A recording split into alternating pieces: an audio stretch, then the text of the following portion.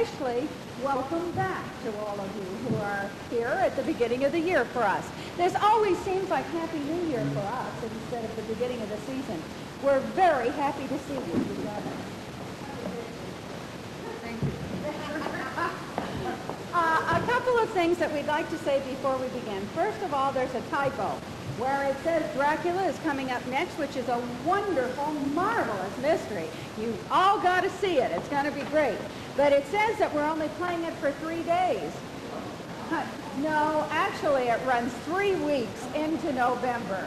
The end of it just says 2, and there's another number that goes with that. So 3 weeks into November, we play Dracula.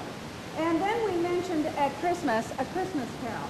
And we mention it to you right now because we urge you to make your reservations now. If you haven't done it, do it as quickly as possible because some of the nights are selling out already. Now, you know that there's no smoking during the performance. You may smoke at intermission if you like. The actors and actresses in this show, all 4 of them, will be at the back of the auditorium when the show's finished if you'd like to say hello to them. And last of all, we remain that same semi-professional, non-profit theater in downtown Flint. Great, wonderful crowd today. There are many days when we don't have this good a crowd. We need your help. I know that many of you have told your friends about us because we ask you to do that. But I ask you once again now, search through your acquaintances. If you have any acquaintances who don't know about us and you enjoy yourself here, please help. Thank you very much.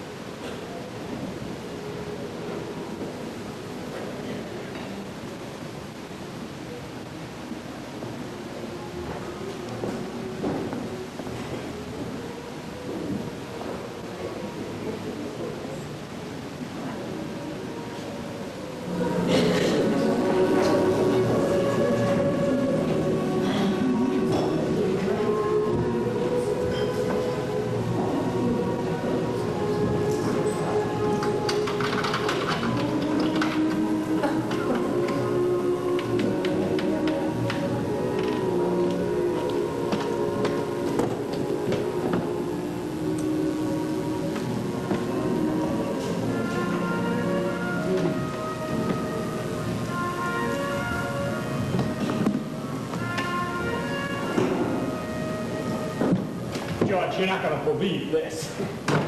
I found a place to park right in front of the building. First time in 4 years. I think I'm going to buy an apartment here. I don't want to give up that space.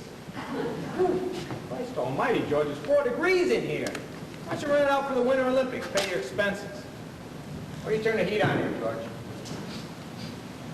I smell gas. You smell gas, George? What? Gas, for Christ's sake. Geez, it was on. Didn't you check it before you left?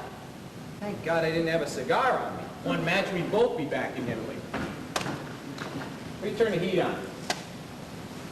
What? George? What? Where's the heater? The heater, it's, Take your time now. Accuracy's important. I'm sorry. The thermostat's on the wall as you come in the bedroom. Are you all right? No, am I supposed to be? You lost weight, didn't you? I don't know, a couple of pounds. Sure. Eat that lousy food in Paris and Rome. Do you smell gas? What? I smell gas. I think your nose is having jet lag, George. I was going to stay another week in Rome. Then I said, no, I've got to get back. I'm really anxious to be home. I wonder why I thought that. Hey, come on. You walk into Ice Station Zebra with gas leaking in the kitchen. No fresh air in here for 4.5 weeks. I mean, this is February. We're staying here breathing January. Maybe make some popcorn. See what's on TV. God. George, you've got to see the bathroom. You left the shower dripping, the little window wide open. There's icicles everywhere. It's beautiful. It looks like the John and Dr. Zhivago. What do you read? My mail. Anything interesting? Not unless you like letters of condolence. I thought I answered my last one when I left. Do we have an Aunt Henry? Aunt Henry? We have an Uncle Henry in Kingston, New York. Well, this is signed Aunt Henry. Well, Uncle Henry's about 63. Maybe he's going through a change of life. Sorry to hear of your loss. With deepest sincerity, Aunt Henry. George, you want to see sour milk? You want to see white bread that's turned into pumpernickel all by itself? You want to see a dish of grapes that have dried into raisins?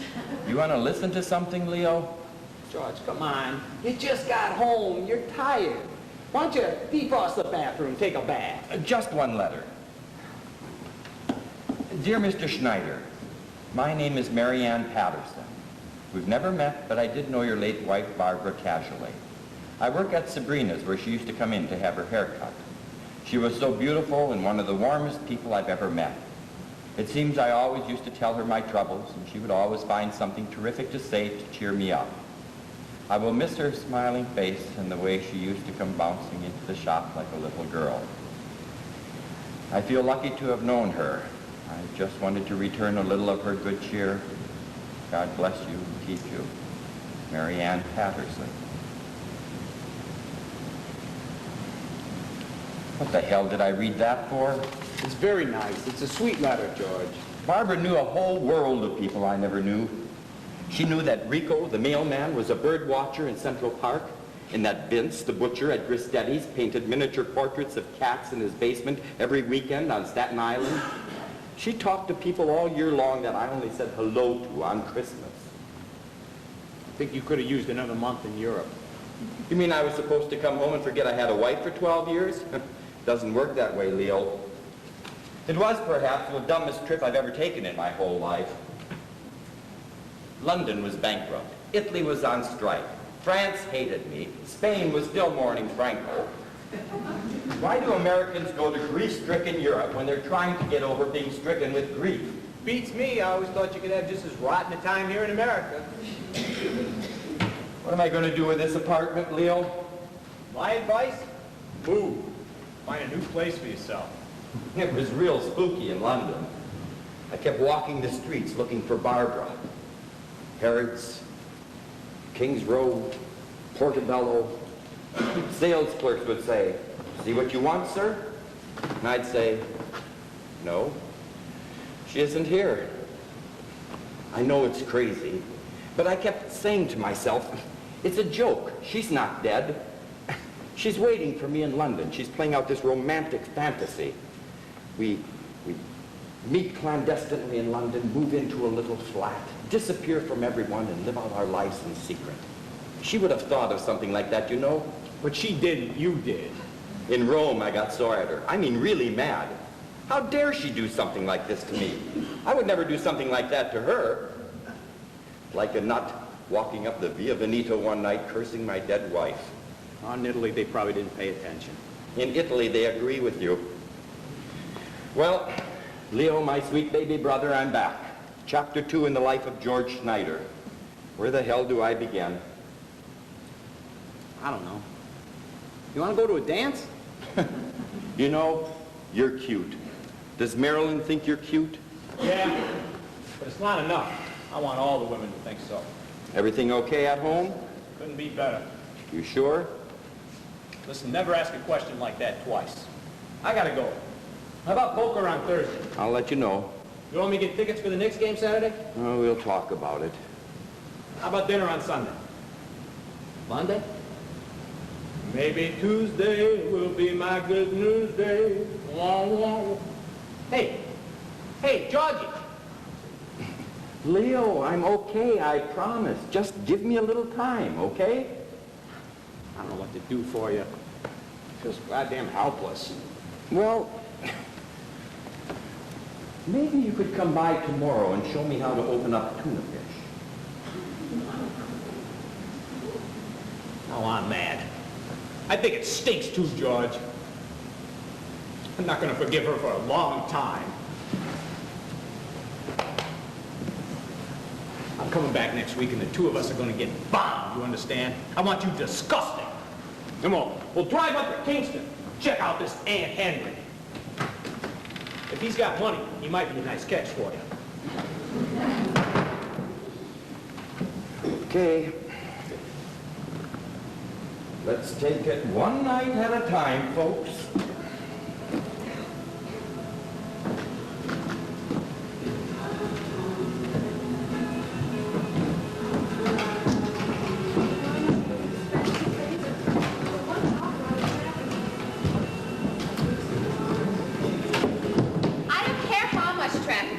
No way is it $26 from Kennedy Airport to 84th Street.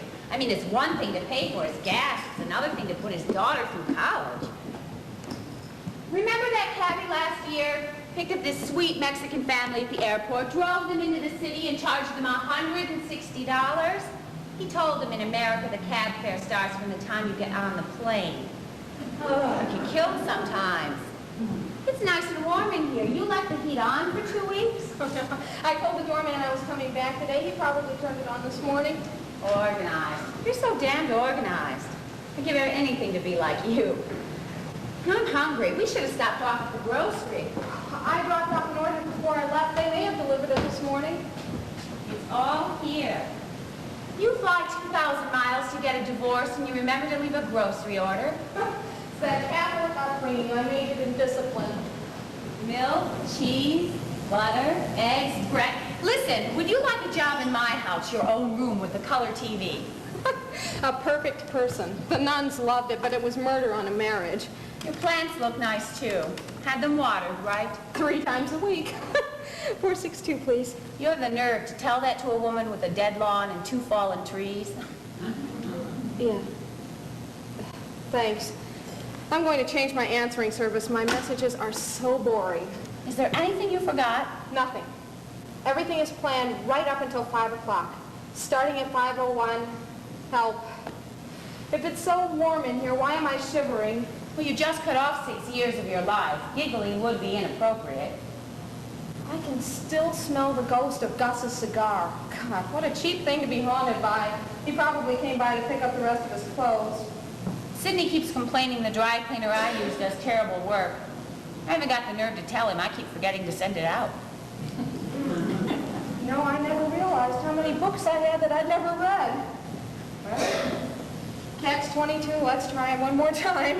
Hey, you see, I think that's wrong. To tackle heavyweight material is not what you should be doing now. I would read filth. Listen, you're not going to hang around until I've readjusted, are you, Faye? Fine, got to go slowly. I don't want you to get the bends. Oh, God. Oh, man.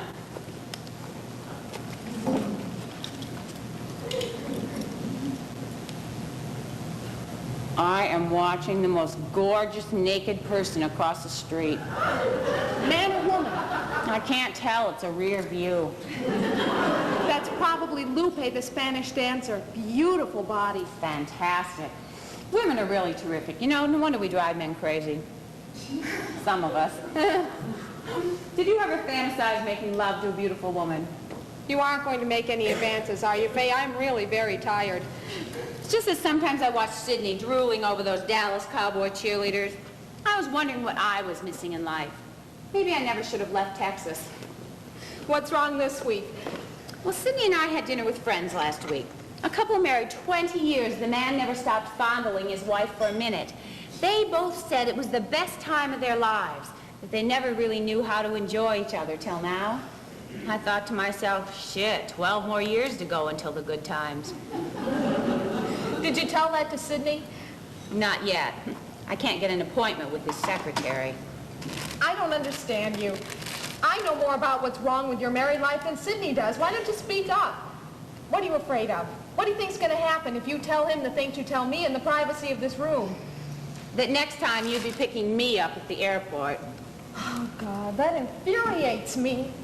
Why are we so intimidated? I spent 5 lousy years living with Gus trying to justify the one good year I had with him because I wouldn't take responsibility for my own life. Dumb. You were dumb, Jenny Malone. All of us.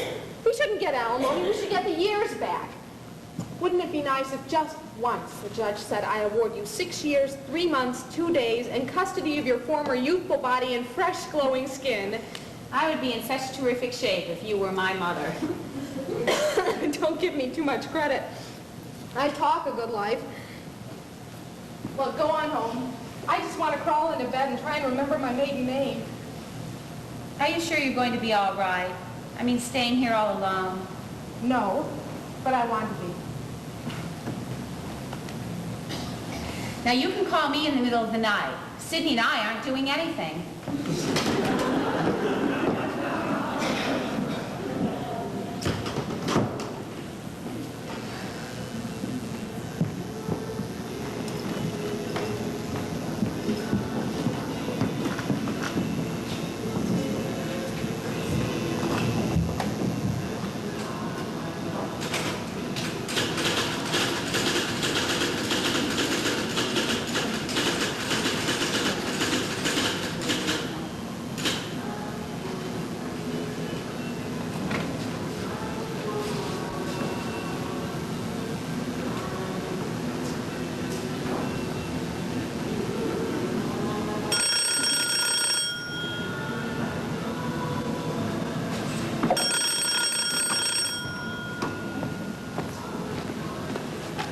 Hello?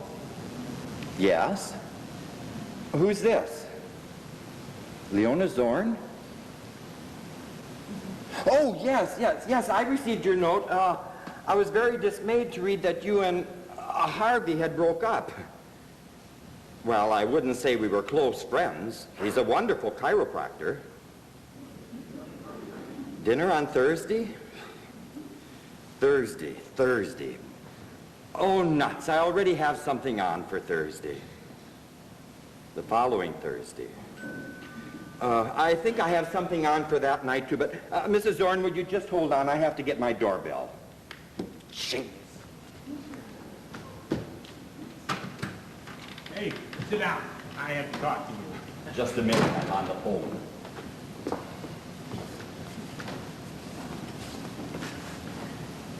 Mrs. Zorn, you said the following Thursday.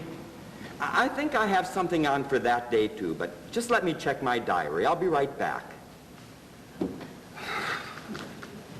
Leo, there's a woman on the phone and she's asking me for a date. Yeah? So? Her husband was my chiropractor. So what? He left her for an ice skater in Las Vegas. What does she look like? Like someone you would leave for an ice skater in Las Vegas. Then what's your problem? What do you mean, what's my problem? I don't want to have dinner with her. What do you want to have? Nothing. I want her to hang up. I don't want her to call me. Look, she's probably a very nice woman. I don't want to be cruel to her, but I don't want to have dinner with her. Would you feel better if I took her out? What's her name? I'll talk to her. Leo, please.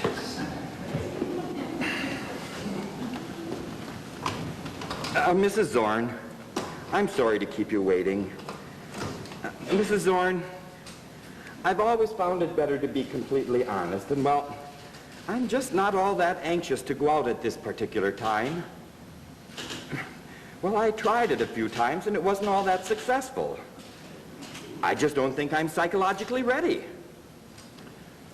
I don't think I can give you the exact date when I would be ready. Well, yes, in a manner of speaking, we are in the same boat, but we don't necessarily have to paddle together. I think we need to go up our own streams. Jesus! Well, yes, it is possible we could meet upriver one day. I don't rule that out. Is that from the African Queen? Leo, please. Oh, yes. Yes, you sound charming too, Mrs. Zorn. Well, yes, if I do reconsider, I will call. Yes, goodbye. Jeez. The guy leaves me with a bad back and his wife. Just not enough men to go around, you know. I want to help out, but Marilyn doesn't understand. Women call me up, Leo. Women. They call me up on the phone. Well, what else would they call you up on? But they're so frank about it, so open. They just come right out with it. How do you do? I'm recently widowed myself. Or, hi, I'm a divorcee. Hello, I'm legally separated. I'm illegally separated. I swear to God, one woman called and I think her husband was just on vacation. It's a competitive world out there, George. You know, woman who sits waiting by the phone, sits waiting by the phone. You know, I've been invited to 3 class reunions to schools I never even went to. George, listen. Next to Christmas, loneliness is the biggest business in America. You know how much courage it must have taken that woman to call me up just now? And you think you're the first and only one she's called? She's probably got her husband's entire list of clients. If she just called you, she's only up to the Georges. And you don't find that sad? Certainly I find it sad. That's why they have game shows on TV. Now, if you want to sit around feeling sorry for yourself and everybody else who suffered a loss, it's your concern. But my job is to brighten up the place. I am God's interior decorator, and he has sent me to paint you 2 coats of happiness. Leo, don't do this to me again. Listen, George, this is different. This girl requires a serious discussion. I think I found buried treasure here. Now, hear me out. I haven't recovered from last week's buried treasure. All right, I know it was my fault. I should have known after that first phone conversation with her. 3 honeys, 2 sugars, and a babe is a sure tip-off. I'm very busy, Leo. I've just written 300 pages of my new book, and I haven't even thought of a story yet. I'm sorry. I apologize. Forgive me. I misunderstood. I just thought you wanted somebody to have a good time with. Look at me, Leo. I'm a plain, regular, ordinary guy who wears slippers and eats fruit. What makes you think I'm going to like a jazzy blonde who dyes a zigzag streak of dark blue in her hair? She looked like the cover of a record album. But a terrific body. Now, you've got to admit that body was put together by somebody very close to God. I booked us a table at one of the finest French restaurants in New York. Put on a nice blue suit, rang her doorbell, and this creature from Star Wars says hello. You know what kind of a dress she was wearing? Electric. I didn't see where it was plugged in, but it was an electric dress. I swear to God, we got in the cab and the cab driver got static on his radio. In the restaurant, I prayed for another blackout. Hey, did I tell you to take it someplace nice, Putz? You take it to the Rainbow Room. Someplace only out-of-towners go. But you had a good time, right? Right, George? Come on, will you? I went through a lot of trouble. Tell me you had a good time. What do you mean I had a good time? A thunderstorm came up and I'm sitting next to a lightning rod. I did not have a good time. She ordered a $9 goose liver pate and made a hero sandwich out of it. Go home, Leo. I have set that girl up with some very heavy clients from Hollywood, and they have been very nice to me every Christmas. Are you telling me that she's a hooker? Are you telling me this outlet from Con Edison is a pro? Would I do that? My brother? Bambi's a terrific girl. I mean, a little flashy on the exterior, yes. Little Art Deco around the wardrobe, but no hooker. Why? Did she charge you? For what? I was wet. I was afraid to touch her. All right, all right. Bad move on my part, okay? Some like 'em hot, some like 'em milk and cookies. Now I know better.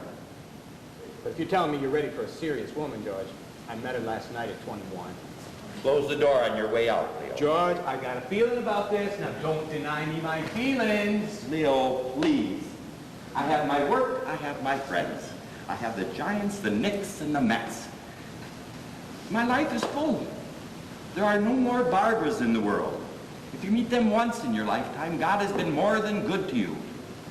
Look, I will go out. I will meet people. But I've got to do it in my own time and in my own way.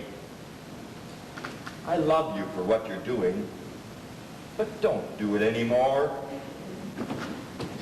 At least let me describe her to you. A nose, a couple ears, 1 or 2 eyes. Let me leave a number. You don't have to call her right away, whatever you feel like.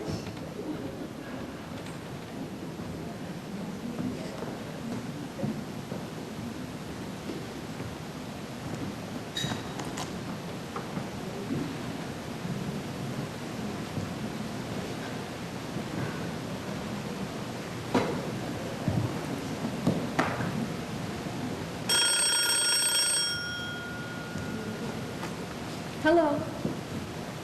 Well, hello, Gus. How are you? Fine. How does it feel to be an ex-husband? It's been a long time since I heard your bachelor voice. You got your old pizzazz back. Oh, I found a pair of your basketball sneakers in the closet. Did you want them? Thanks. I guess I can wear them to go shopping. I sound down. A combination of post-divorce blues and the Mexican water. I'm not sure. I've got 3 weeks left to go on the soap. I did get an offer to do a year's rep at the Arena Theater in Washington, D.C. How about you? Well, hang in there. You always turn up something.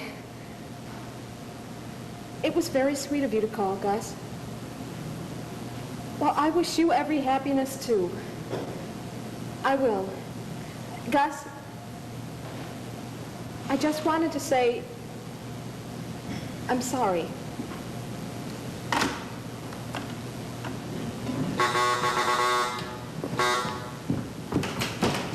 Do you believe in miracles? Do you believe in saying hello? 2 miracles happened last night at 21. The producer of As the World Turns saw me at our table, called me today, and offered me a part. Legion of those things! That's fantastic! What's the part? Her name is Jarlene Indigo. Jarlene Indigo? She's the new cellist with the Boston Symphony. I love it! Do you have to learn to play? By Monday. What's the second miracle? Well, you remember that fellow, Leo Schneider, who came over to our table to say hello? Well, Sidney doesn't know, but I used to date Leo when I first got to New York. Anyway, he's got this brother, George. He's recently widowed, about 42, 43. You're not listening. What are you doing? I am packing. If you don't know this is packing, how are you going to learn to play the cello? Well, where are you going? Home. To Cleveland. I just have this overwhelming desire to sleep in my old tiny bed. Well, how long will you be gone? Oh, a couple of days. Maybe a couple of weeks. In Cleveland, a couple of days are a couple of weeks. Can't you postpone it? Leo's going to try to get George Schneider to call this week. Faye, how many times must I tell you? I just don't feel like dating right now. Well, that's perfect. Neither does George Schneider. At least you have something in common. I wonder what it is that holds this friendship together. He's a writer. A novelist, I think. I met him once a few years ago. He's not gorgeous, but sweet-looking, with a very intelligent face. Faye, please, stop. I appreciate what you're doing. You and Sidney have been wonderful. Dinner at 21 was great, and the date you fixed me up with was unusual, but charming. It's all right. I know you didn't like him. It's not that I didn't like him. I couldn't see him. The man was 6 feet 8 inches tall. All I could think of during dinner was, what if I married him and had a baby? I'd be giving birth for days. If you're going to look for things, you can find fault with everyone.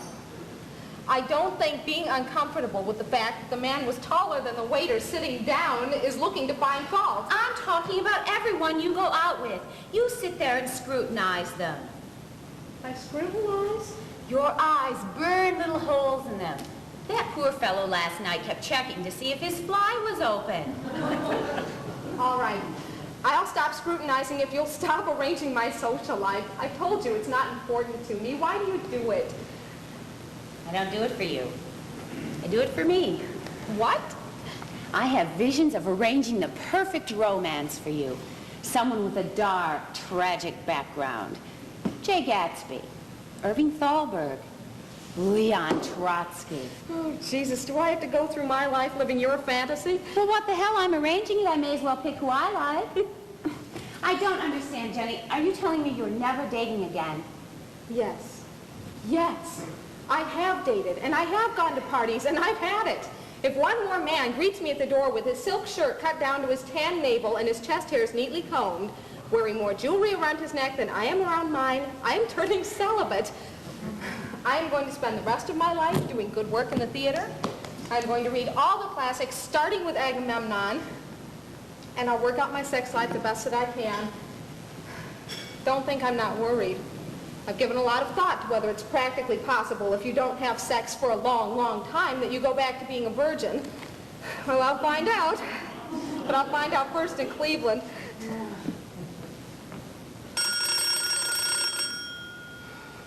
Nope. Schneider. It's your fantasy. You answer it. I'll give you $200 if you answer this phone.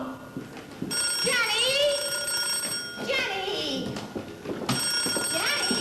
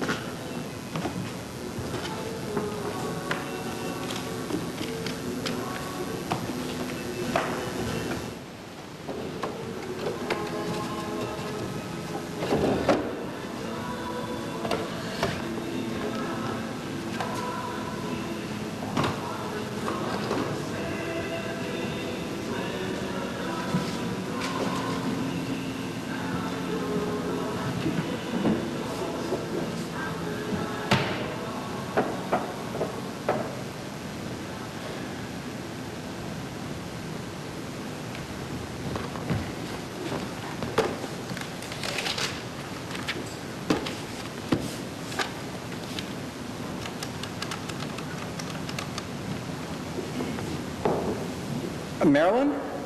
George? Is Leo there? Oh, no, you can just yell into the bathroom. Ask him if he remembers where he left the phone number for Mrs. Jenkins or Jurgens or something like that. He wrote it down and left it for me somewhere here last week. Jenkins, Jurgens. No, she's the old woman who used to work at the Harvard University Library about 40 years ago.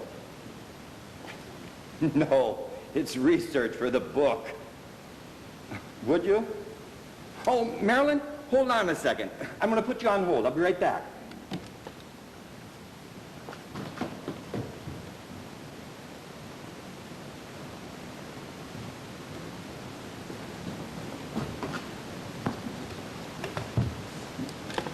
Marilyn, I found it. It was on the nightstand in the bedroom. Yeah. Give Tina a kiss for me. Goodbye.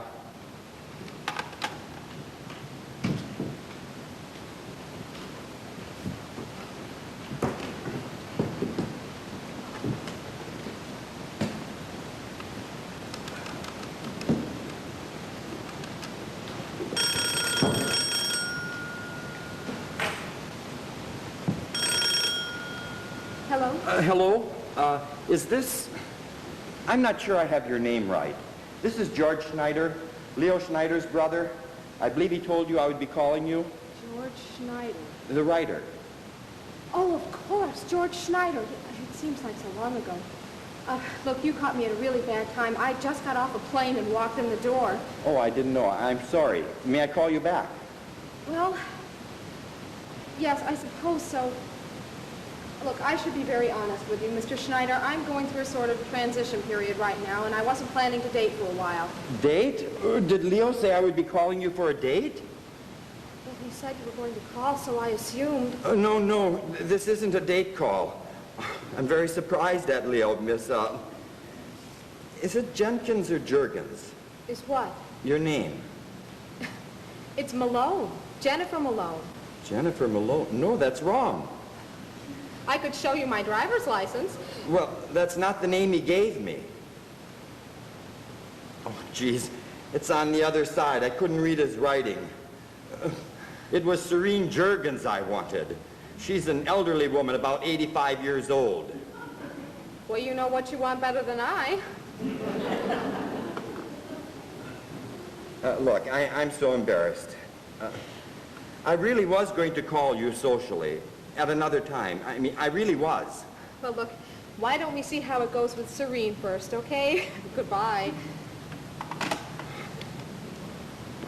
Damn you, Leo. Get your women straight, will ya?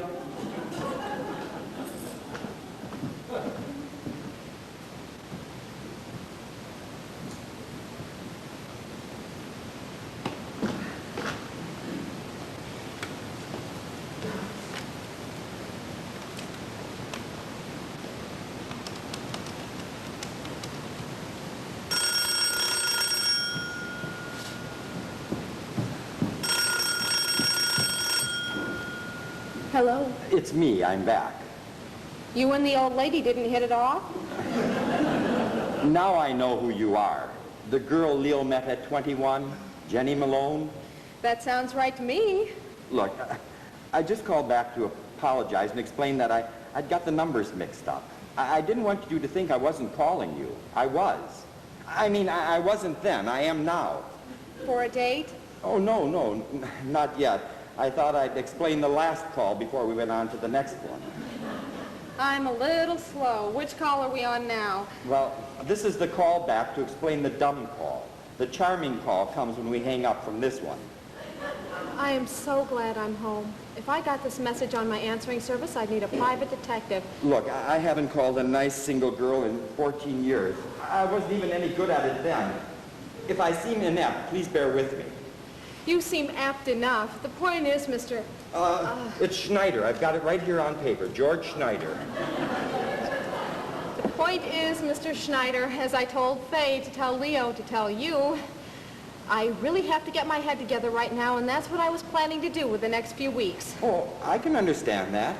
As a matter of fact, I was doing the same thing.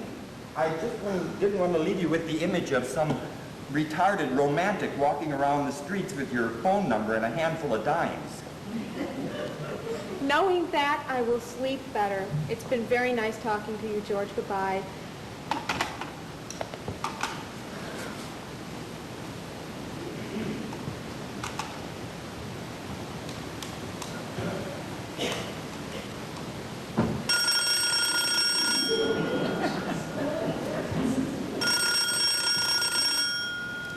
Hello.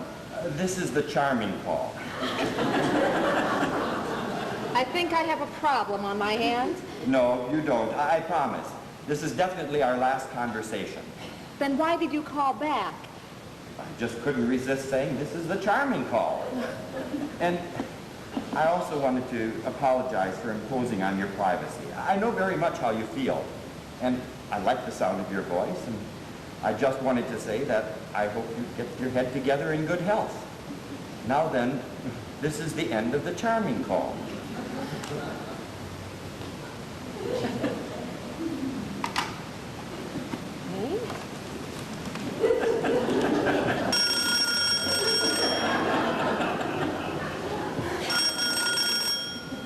Hello. I was just trying to place your voice. California girl, right? UCLA? I was born in Cleveland, and I went to Bennington in Vermont. How about that? I was so close. That's where I've just come from. Bennington? Cleveland. I was visiting family. Aha. Uh-huh, what? Well, just aha. Acknowledgement, comprehension, I understand. Well, uh-huh to you, too. Leo told me what you did, but I wasn't paying any attention. Why not? Well, all his previous social engagements for me ended up like the Andrea Doria. And yet, here you are calling me. Only by mistake. No. The first call was a mistake. The second call was a call back to explain the first call. The charming call was all yours. That's true. You have a good mind, Jenny Malone. Now you know why you got the charming call. You're a writer, that's for sure. I took English Lit. This is what they call repartee, isn't it? No, this is amusing telephone conversation under duress. What is it that you do? I'm an actress. No aha? Well, Leo didn't tell me you were an actress. I'm sorry. Wrong career? Oh, no. Actresses can be, very nice. Well, that's an overstatement, but I appreciate your open-mindedness. Just a minute. I am now extracting my foot from my mouth. There, that's better. So, you're an actress and I'm a writer. I'm also a widower. Yes, Faye told me. Faye? Faye Medwick. She's the one who's pushing from my side. Leo's putting together a brochure on me. We'll send you one when they come in. I understand you've been recently divorced?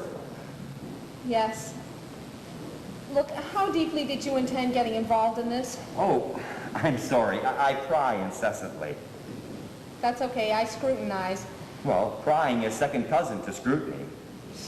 Wouldn't you know it? Winds up we're related. I don't know if you've noticed, but we also talk in the same rhythm. What's It's second cousin to aha. You're a very interesting telephone person, Mr. Schneider. However, I have literally just walked in the door, and I haven't eaten since breakfast. It's been very nice talking to you. Goodbye.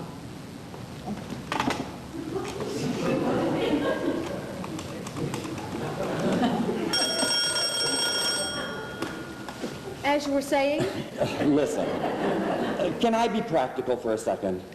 for a second, yes. They're not going to let up, you know. Who?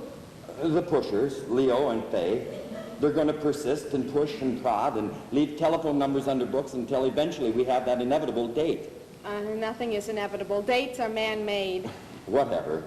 The point is, I assume you have an active career. I'm a very busy man who needs quiet and few distractions. So let me propose, in an effort to move on with our lives, that we get this meeting over with just as soon as possible. Surely you jest. Well, I'm not asking for a date. Blind dates are the nation's third leading cause of skin rash. Then what are you suggesting? Well, hear me out. What would you say to just 5 minutes? We could say hello, look each other over, part company, and tell Leo and Faye that they have fulfilled their noble mission in life. That's very funny. And yet I hear no laughter. It's not funny, it's stupid funny. Well, you think it's smart to suffer an entire evening rather than a quick 5-minute hello and goodbye? Because it's demeaning. It's like shopping, and I don't like being shopped. Oh, do you like window shopping? I could stand across the street, look up and wave. Am I talking to a serious person? My friends say I have a certain charm. It's like gold, though. You have to pan for it. And what if during these 5 minutes we should take a liking to each other? Then we take a shot at 6 minutes. But if you took a fancy to me and I didn't to you, oh, God forbid, vice versa, what then? Well, it's a new system. We don't have all the bugs worked out yet. I can't believe this conversation. Well, look, if 5 minutes sounds too exhausting, we could have 2.5-minute halves with an intermission. Why am I intrigued by this? When do you want this momentous occasion to take place? How about right now? Right now? You're crazy. You mean not possible? No, it's possible. It's just crazy. Well, why not? I can't work anyway. And next week may be too late. Serene Juergens and I may be a hot item. I just got off a plane. I look terrible. So do I, and I got off one 2 months ago. Besides, fixing yourself up is illegal. That's a date. This is just a quick look for Leo and Faye. For Leo and Faye, huh? Oh, what the hell. Let's give it a shot. Hey, terrific. Where would you like to meet? How does Paris strike you? Outside is no good.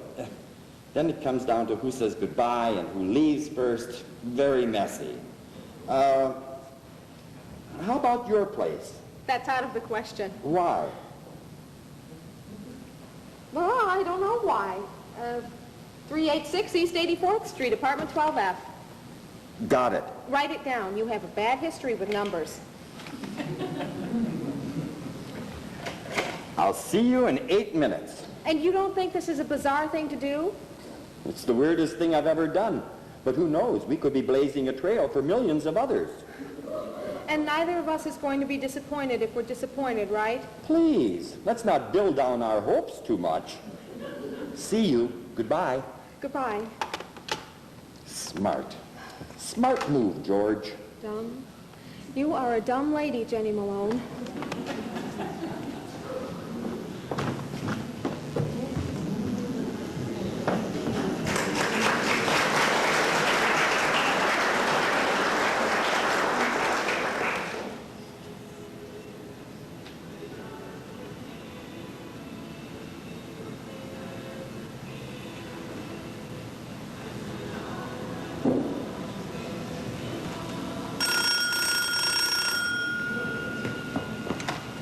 Hello.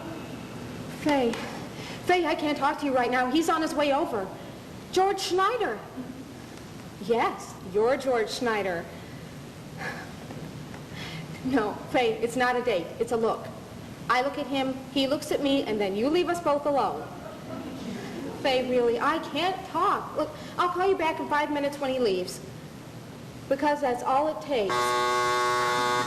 Damn it, I think he's here. I hate you. Goodbye.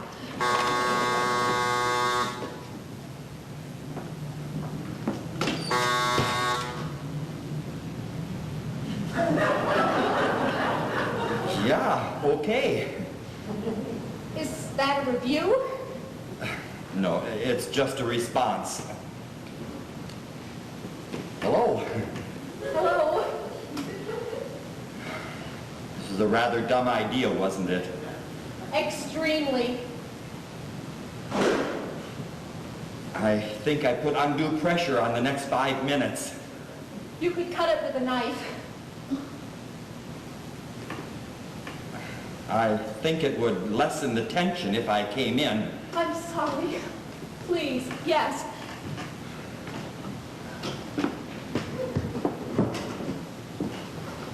Uh-huh. Does this mean you comprehend my apartment? Oh, no. It means I like it.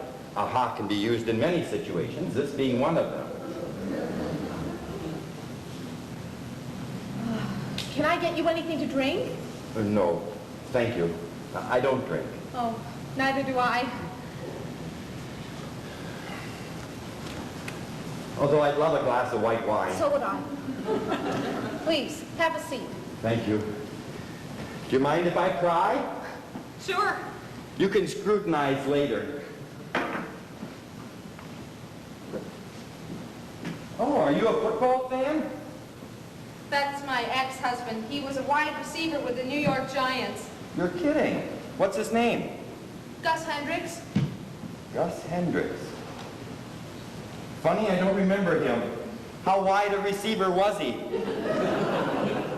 He was cut at the beginning of his second year. Couldn't hold on to the football. Bad hands, I think they call it. Some coaches are very demanding. What does he do now? Well, he was in mutual funds, and he was in the saloon business, and he was in broadcasting, and he was in sports promotion. Very ambitious. He did all that in about 3 months. He has some problems to work out. Who doesn't? True enough. Thank you. Here's to working out problems.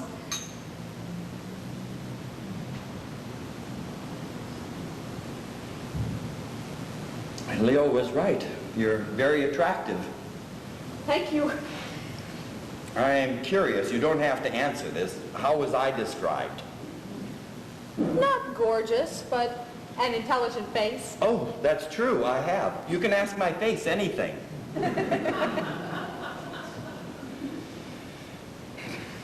No matter how old or experienced you are, the process never gets any easier, does it? What process? Mating. Maybe.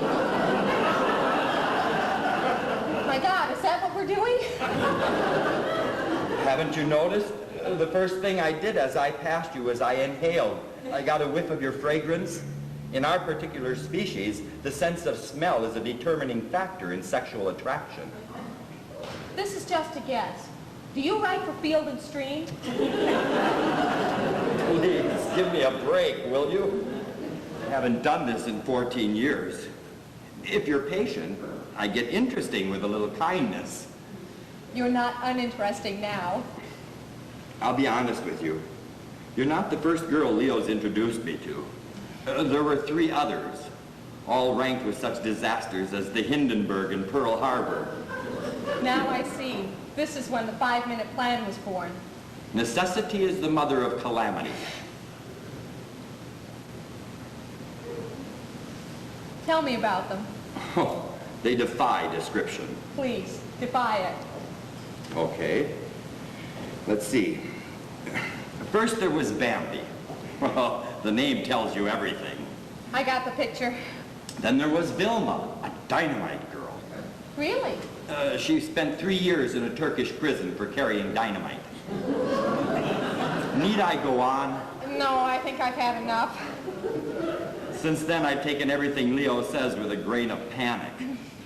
Now I feel a little foolish because I was so flippant with you on the phone and Now I find myself with an attractive and intelligent and what appears to be a very nice girl Well, you won't get a fight from me on that. with an appealing sense of adventure.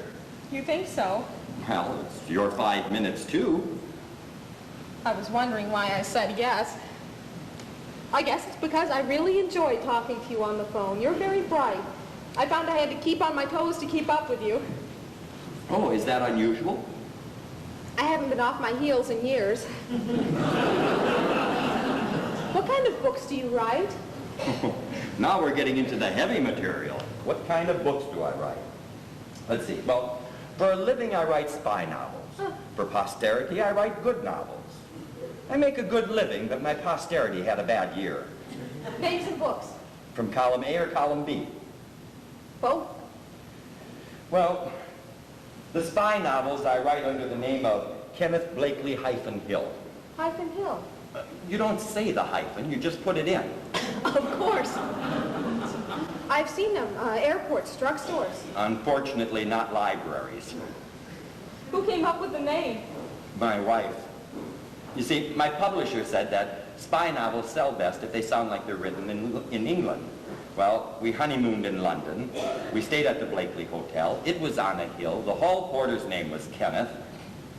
If we had more money in those days, my name might have been Kenneth Savoy Grill. And from column B? I only had 2 published. They were modest failures, which means bring more, but not too soon. I'd like to read them someday. I'll send you a couple of cartons. I'm 42 years old. Today? No, in general. Oh. Is that a statement of some historic importance? Well, I thought I ought to tell you since you look to be about 24 and right now I feel an inept 17 and I didn't want you to think I was too young for you. I'm 32.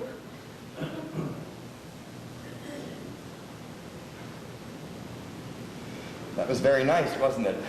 Looking at each other like that. I wasn't scrutinizing. Oh, that's all right. I wasn't crying. My hunch is that you're a very interesting man, George. My advice is play your hunches. Can I get you some more wine? No, I better be going. Oh. Not that I okay. wouldn't like to stay. Oh, well, not that you're not welcome, but I understand. I think we hit it off very nicely, if you've noticed. I've noticed.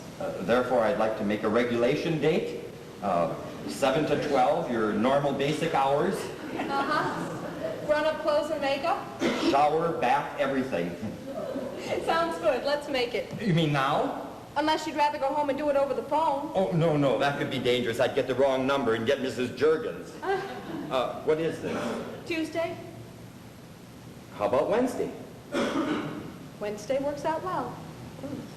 You could play hard to get and make it Thursday. No, let's stick to Wednesday, and I'll keep you waiting half an hour. Fair enough. This was nice. I'm very glad we met, Jenny. So am I, George. I can't believe you're from the same guy that gave me Bambi and Vilma.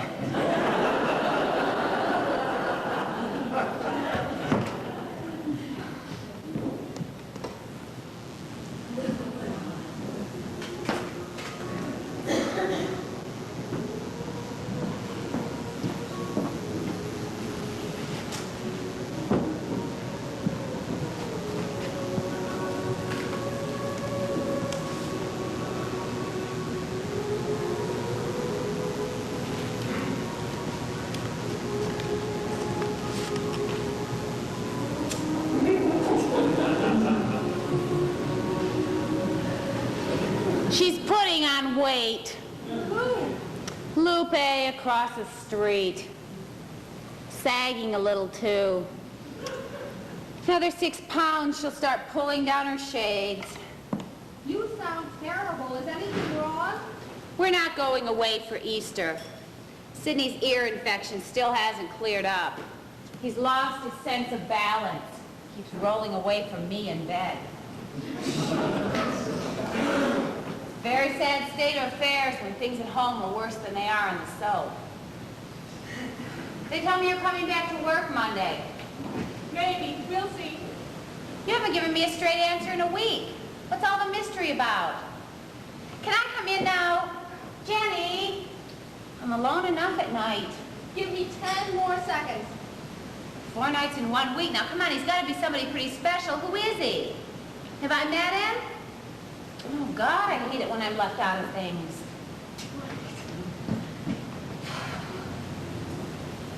It's gorgeous. I love everything but the price tag. Oh, damn. I'm a basket case. I haven't worried about looking good for someone in such a long time. What is going on, my angel? I don't know. I've been on a 6-day high, and I haven't had anything stronger than a Diet Pepsi. My God, it's George Snyder, isn't it? Why didn't you tell me? I was afraid to. Why? Because after 6 days, I think I'm nuts about him, and I was afraid if I told anyone, they'd put me in the home for the over-emotional. Come on, I'm going to be late. Well, come on, tell me about him. Well, what's he like? Well, he's everything you've always wanted. Jenny? Jenny?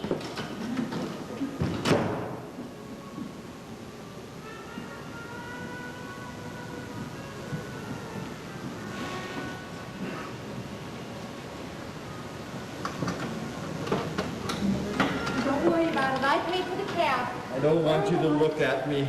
Oh, George, where are the lights? Oh, God, that hurts. Do you want to lie down, George? I'm so embarrassed. Just let me sit a few minutes. I'll be all right. You just keep taking deep breaths. That's the closest I've ever come to passing out. You loosen your collar, and I'll take your shoes off. First I thought it was the wine. Then I thought it was the fish. Then I figured it was the bill. You never know where they get the fish anymore. I mean, you read every day about tankers exploding and oil spilling all over the place. For all you know, we just ate a gallon of Texaco. What? I have very sensitive feet. I'm sorry. It's the weakest part of my system. Even baby powder hurts. You're perspiring all over. Let me get you a cool cloth. You mean my feet were sweating? Oh, God. Is it over between us, Jenny? Oh, shut up. I've rubbed sweaty feet before. You have? You've really been around, haven't you? I don't want you to think this is a regular thing, passing out on dates. I played varsity football at Hofstra. Here. Don't worry about it. I faint all the time. It's the only thing that relaxes me. Oh, jeez! You paid for the taxi, didn't you? Oh, how humiliating. I don't want to live anymore.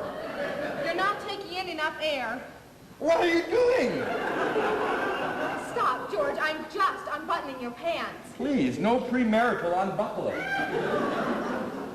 I'm all right, Jenny, really.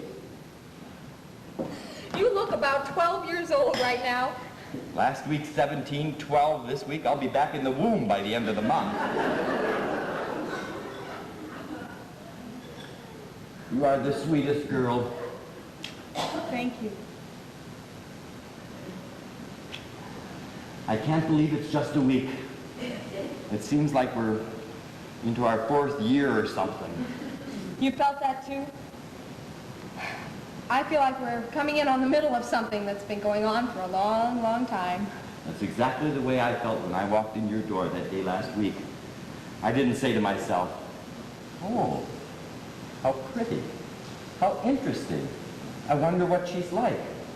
I said, it's Jenny, of course. I know her. I never met her, but I know her. How terrific to find her again. It's nice bumping into you again for the first time too, George.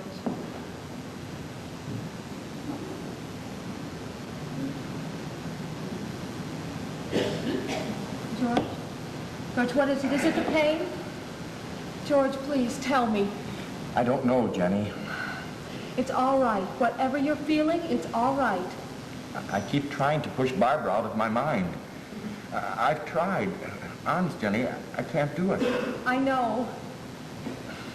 I don't really want to. I'm so afraid of losing her forever. I understand. And it's all right. I know I'll never stop loving Barbara, but I feel so good about you. I just can't get the two things straight in my mind. It's all happening so fast, George. You expect too much of yourself too soon. Tonight on the way over in the taxi, I kept saying to the taxi driver, "Hey, can't you get there any faster?" And some nights I wake up and I say, I'm never going to see Barbara again, and I hope to God it's just a dream. I love you, George. I want you to know that.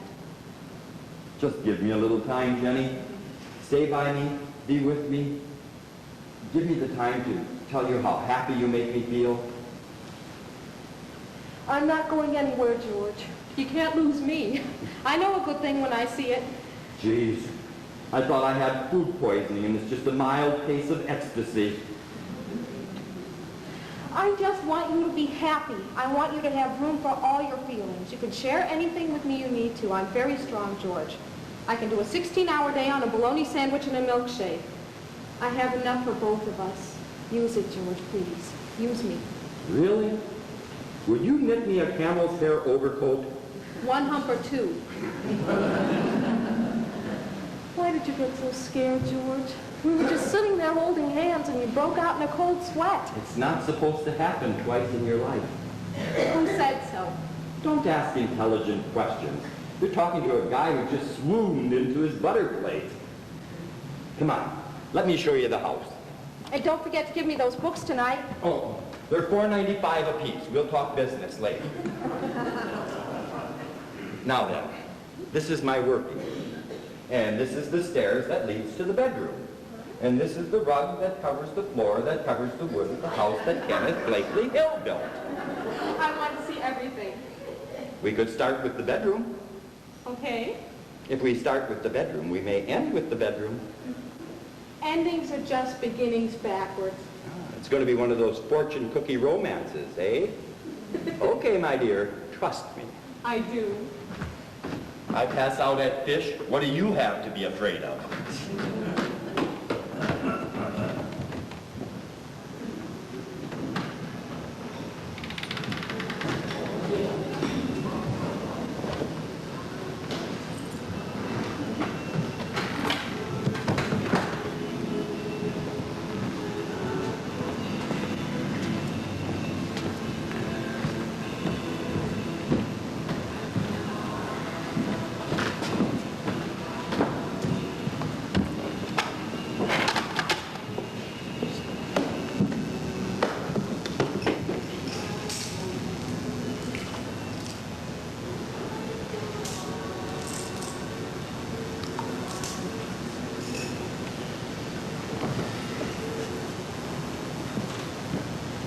George, will you let somebody else in New York use the phone? I'm sorry, Leo. Important call. I had to take it. Are you all right? I'm wonderful. I'm terrific. I haven't felt so good in a long time. Gee, I'm glad you dropped by. Look, you look tired. You don't have good color in your face. I'll have the painter come in on Tuesday. He'll show me some swatches. Stop worrying about me, Leo. I want to talk to you. I called you 1 o'clock in the morning last night and you weren't in. I'm glad I wasn't. Why did you call me at 1 o'clock in the morning? I couldn't sleep. I wanted to talk to you. I'm fine, Leo. Everything is wonderful. I wanted to talk about me. I'm in trouble, George. What? Marilyn wants to leave me. Oh, come on. What is that, a joke? My wife wants to leave me. Why? She's got a list. Ask her. She'll show it to you.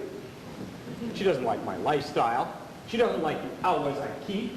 She doesn't like my business, my friends, my attitude, my coldness, my indifference, and our marriage. Other than that, we're in great shape. Christ, I said to her, Marilyn, show me a press agent comes in at 6 o'clock. I'll show you a man who can't get Ronald Reagan's name in the newspapers. I'm in theater. Life begins at 8 o'clock. World isn't just matinees.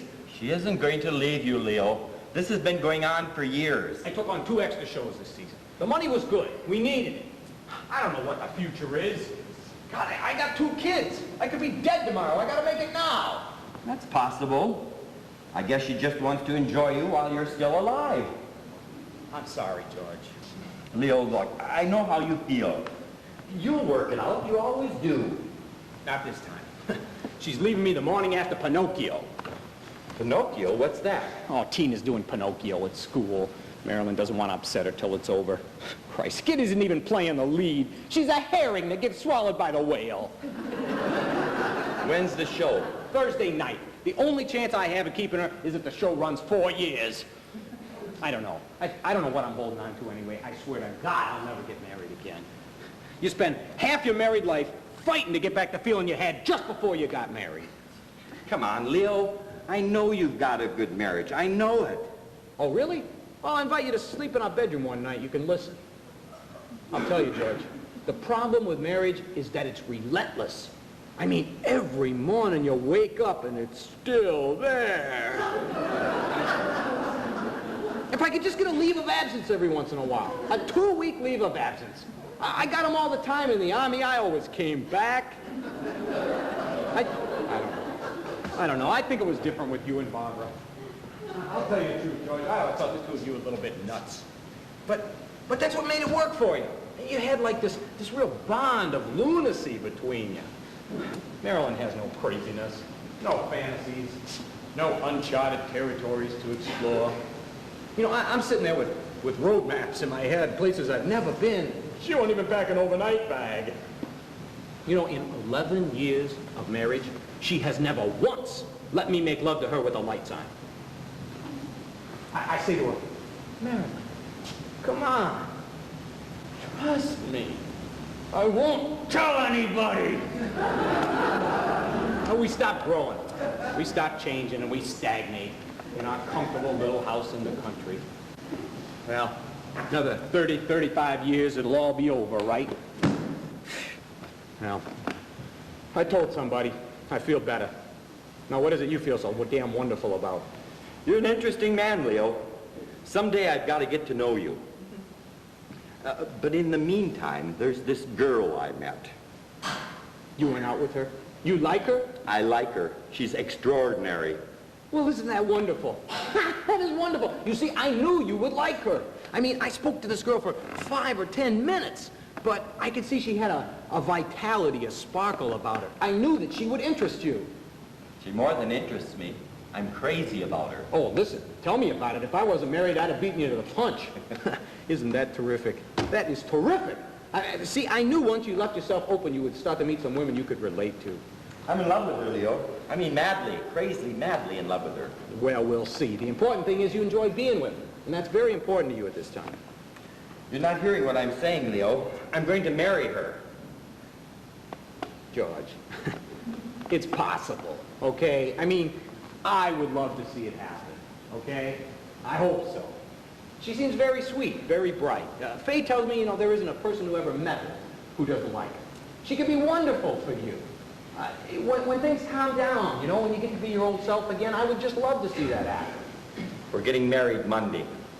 Oh, Monday's a terrific day to get married, George. You missed the weekend traffic. Seriously. I'm glad you like the girl.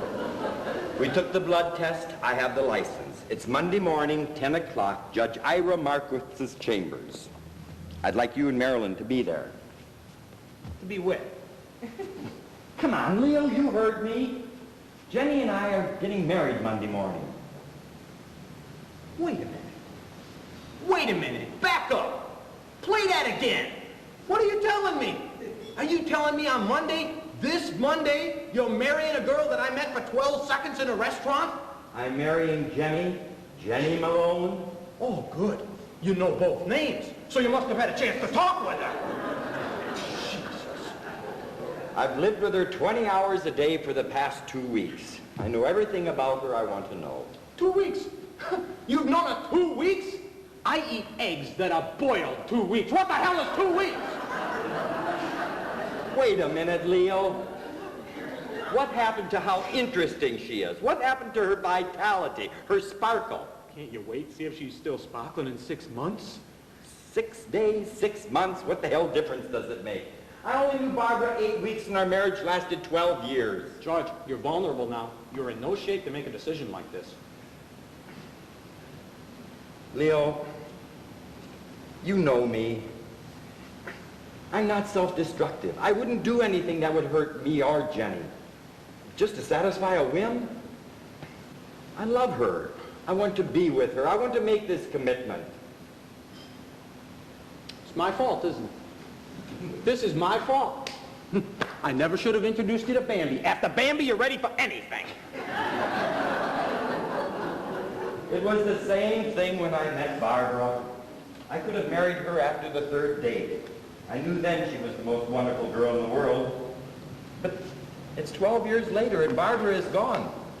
And suddenly, miraculously, this incredible person comes into my life. A sensitive, intelligent, warm, absolutely terrific human being. I don't know. Maybe it is crazy.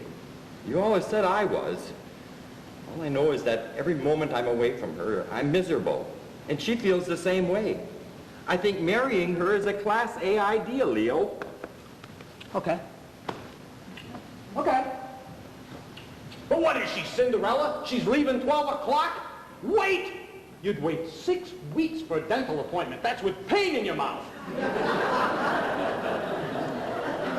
Have dinner with us tonight, you and Marilyn. I really don't think a couple breaking up is the best company for a couple starting out. Call Marilyn, tell her. Maybe being around us will help you work out your problem. Why can't you accept the fact that Marilyn and I are separating? Why can't you accept the fact that Jenny and I are getting married? Because my separation makes sense. You're getting married is crazy. All right, have it your way. But I'd still like you there Monday morning. George, look, you've always been a lot smarter than me in a lot of ways. You have talent, discipline. I've always admired you. I am very proud of you. But every once in a while, I have steered you straight. And I don't think you've ever regretted it. Wait a couple of months. Let her move in here with you. Is she against that? She's not a Mormon or anything, is she? What's the sense of postponing the inevitable? She'll wait if I ask her. Ask her. She'll move in if I ask her. Ask her. Please, George, ask her. Monday morning, Criminal Courts Building, I'll be wearing a blue suit. Wait a month. Wait a month for me. I'm not marrying you. Look, wait a month for me, and I'll wait a month for you. I'll keep things together with Marilyn. I'll work things out somehow. I'll keep us together for 1 month if you and Jenny will do the same for me. Leo, we are not trading baseball cards now. This is my life, that's your marriage. Save it for you and Marilyn, not for me. Listen, look, I know I'm not the best marriage counselor you could go to. I mean, the toll taker in the Lincoln Tunnel is better qualified. All I'm saying is, take the time to catch your breath. Sleep on it. Take 12 Valiums, wake up in a month. We're wasting a lot of time, Leo. This conversation took up my entire engagement period. Would you mind if I spoke with her? Jenny? Yes, would you mind if I met with her alone and tell her how I feel about all this? Yes, I would. She doesn't need an interview to get into our family. I'm afraid she might agree with me. Leo, I was always bigger than you. You beat up the kids that always picked on me. What Pop didn't do for me, you did. I was the only kid on the block that had to buy 2 Father's Day presents. All right, you want to protect me, go ahead. You want to talk to Jenny, talk to her. But I promise you, a half hour with her and you'll be back here wondering why I'm waiting so long. Thank you. I'll call it tonight. You want me to talk to Marilyn? I could wrap the 4 of us up in one night. Listen, I could be wrong, okay? I've been wrong before. When? I don't know when, but I must have been. I don't know what the hell I'm doing in publicity. I was born to be a Jewish mother.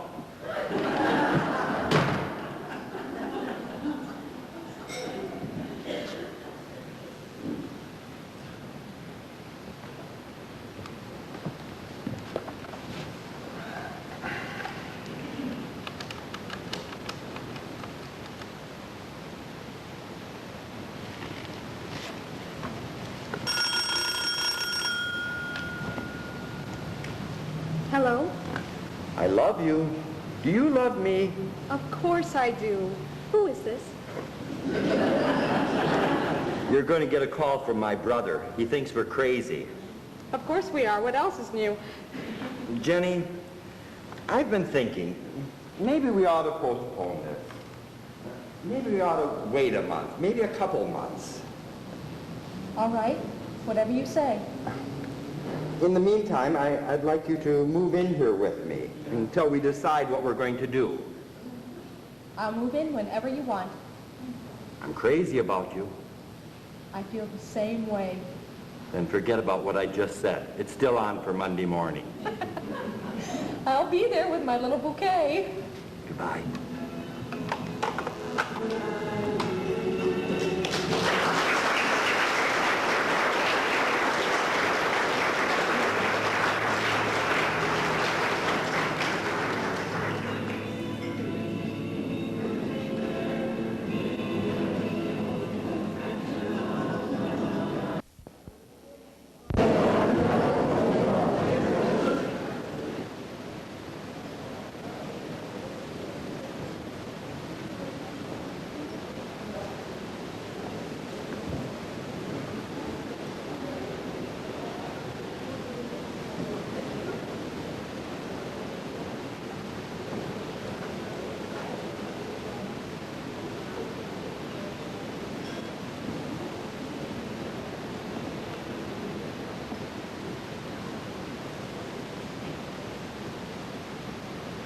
Of course I am.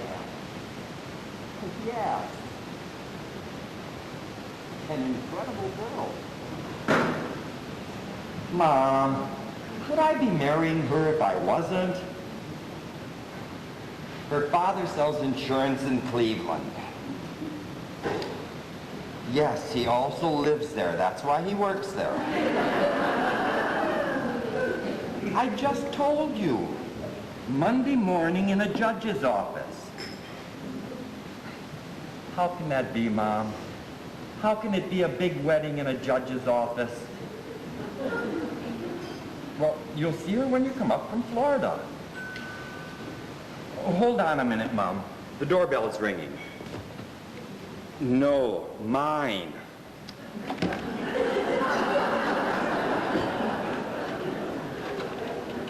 I am so crazy about you, it's ridiculous. You are the most perfect man that was ever born on the face of the earth. Jeez, if I hear that one more time today. What are you doing here? Well, I just had a physical, a facial, and a dental. I didn't want to be returned because of an imperfection. And I brought you a present. What is it? Open it. 2 from column B. I got them at Doubledays. They had to order them from the publisher.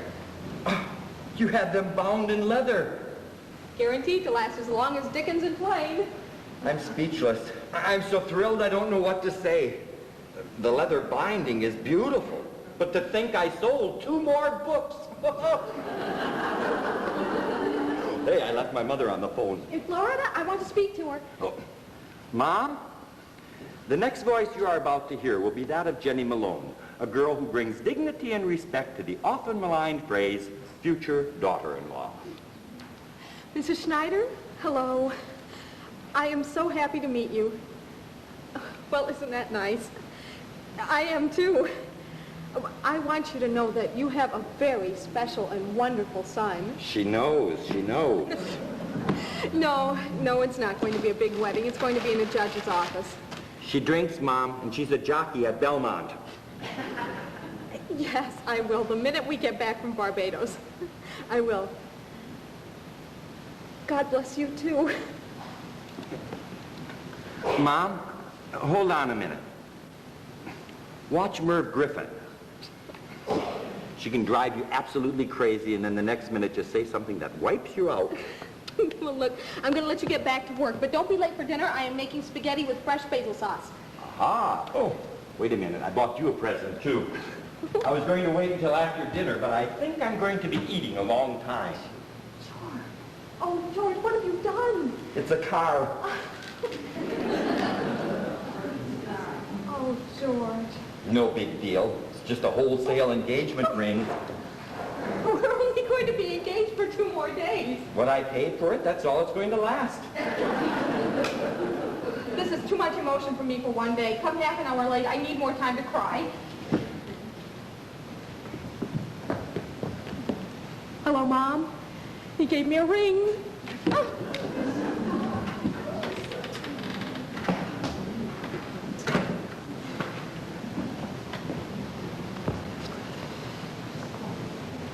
Mom? No, she left. Thanks. Of course she knows about Barbara. Mom, in my day, we discussed things. What do you mean, what else have I been doing? You mean besides getting married? Well, I bought a new sport jacket. Gray. You can never have too much gray, Mom.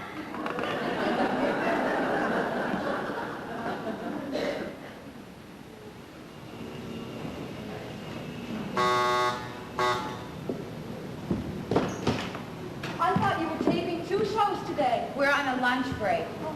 If I asked you for an enormous favor, would you say yes and not ask any questions? Yes. How long are you keeping this apartment? My lease is up in 2 months. Why? Would you let me have the key? Hello? My mother says no. I'm awfully sorry. I am too. I really think we could have made a go of it, but this is too great an obstacle. Look, don't worry about it. I have other things to do. She found someone else for me. But good news, you're invited to the reception. So we can still see each other. Oh, certainly. We can chat over an hors d'oeuvre. I'm going to take my bath now. I know you like to keep up with my schedule. I read it. It was in the Times. Oh, then there's no need talking. Goodbye. Bye. Why do you want the key? You promised no questions. That was before I knew the favor. Please? I don't want to know, Faye.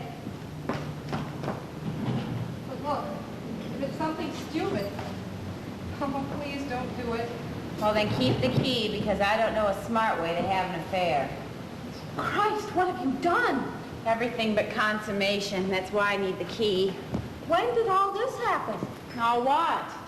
So far it's only 10% cocktail talk, but I'm leaning toward happening.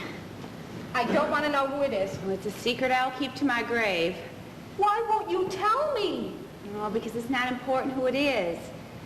It's only important that I want to do it. Don't you understand, Jenny? If I don't have something like an affair, I'll scream. Then scream. Well, I thought I'd try this first. Look, maybe you're right. And you're a grown lady. You know what you're doing. Oh, the hell I do. Then why are you doing it? You tell me. Why are you getting married to a man you've known 2.5 weeks who was married to a woman he idolized for 12 years? Because yesterday was lousy and it seems right today. I'll worry about tomorrow, the day after. The wit and wisdom of women in trouble. Someday we'll collaborate on it. Is there anything I can do to help? Just leave me a map of all quick exits out of the apartment. Well, I better get back to making America cry. Listen, I may never use this, but you're the best friend I ever had. When is this thing going to take place? Oh, not for a few days. I have to be hypnotized first.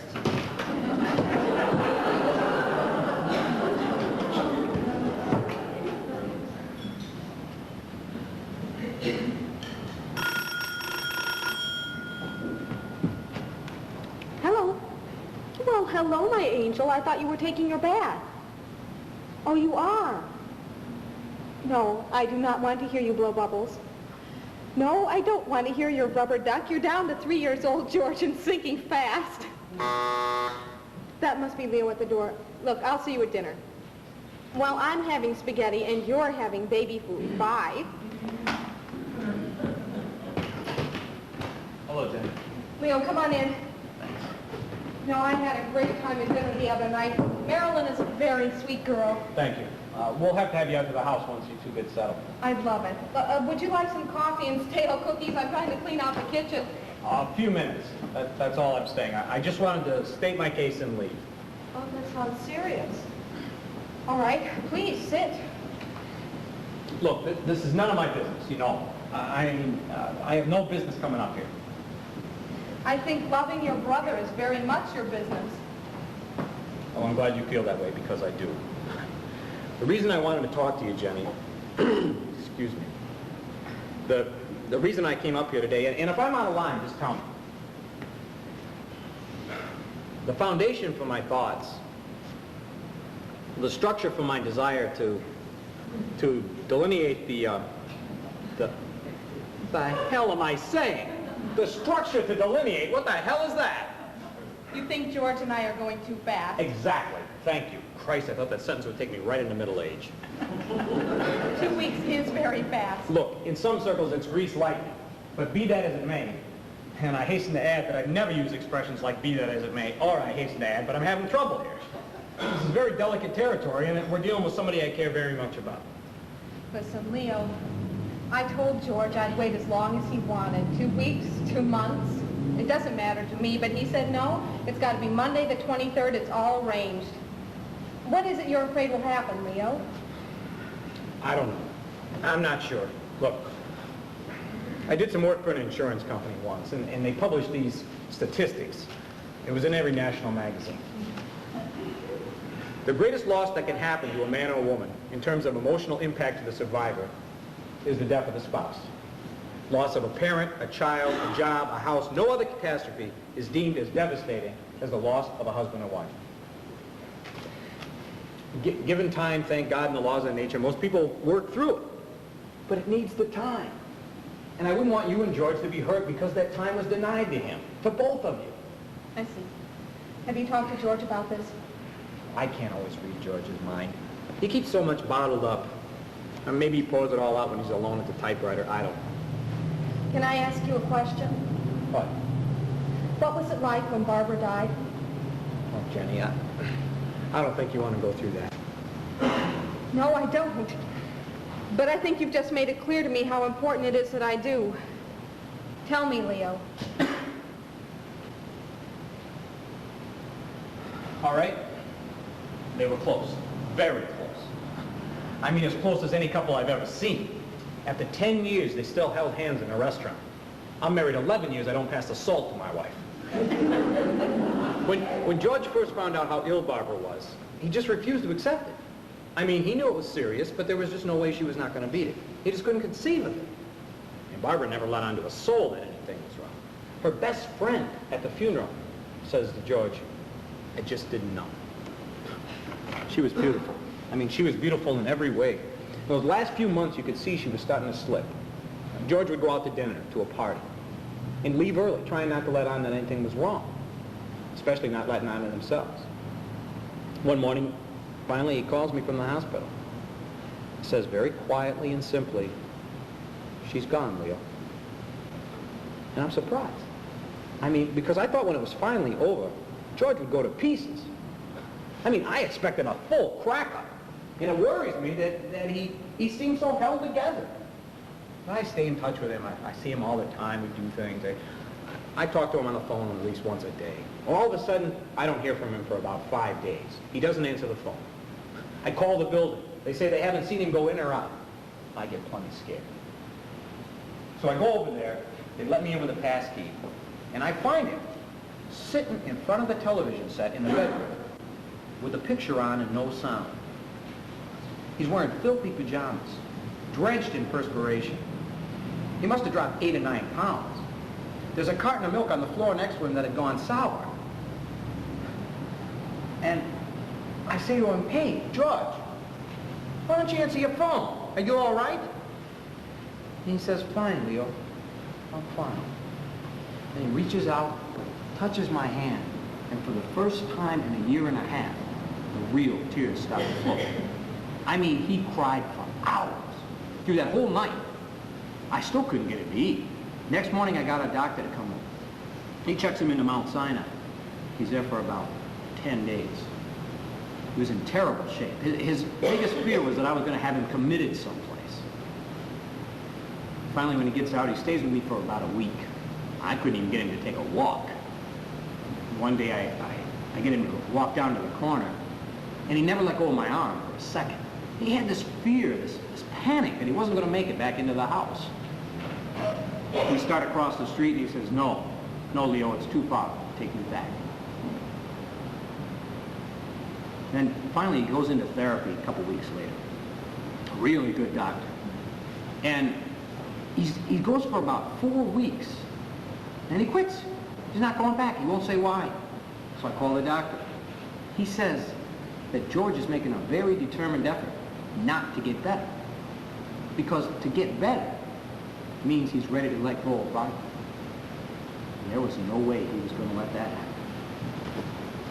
And one day, bang, takes off for Europe. But no new places. Just the same old places he visited with Barbara before. But when he comes back, he looks a little better. Seems a little more cheerful. So in my usual dumb, impulsive way, I figured he'd want what I would want if I were in his place. Companionship. Well, companionship to him and me, I find out are two very different things. But George has good instincts. He knows what's right for him. God knows what I offered wasn't right. Until that night I saw you, sitting at that table at 21 with Faye. A little light bulb went off, but I said, yeah, that's for George. I'll tell you, Jenny, you are the best thing that could happen to that man. I was just hoping it would happen a little later.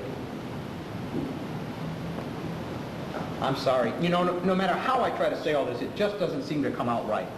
But you wanted to hear it, and I felt I had an obligation to say it. I hope you understand that. I'm trying hard to.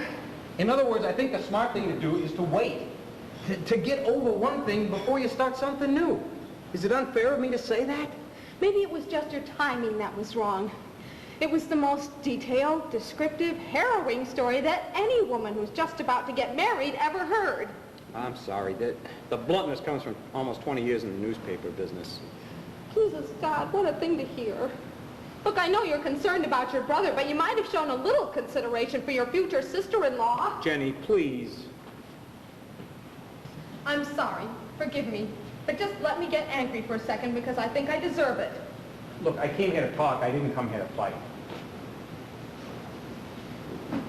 Look, maybe you're right. Maybe George really hasn't dealt with Barbara's death yet, and maybe I haven't asked enough questions. I can only deal with one thing at a time. Let me experience my happiness before I start dealing with the tragedies. Even without Barbara, this would be scary enough, and I'm goddamn petrified. Or you shouldn't be. What do you mean I shouldn't be? The thing that I was the most frightened to hear, you just sat there and told me. Boy, what, that he loved her? Yes. But that he was miserable when she died? Yes. Yes, I mean, of course I know that, but I don't want to hear it. Not now, not today. My God, I'm moving into the woman's house Monday afternoon. That is my point.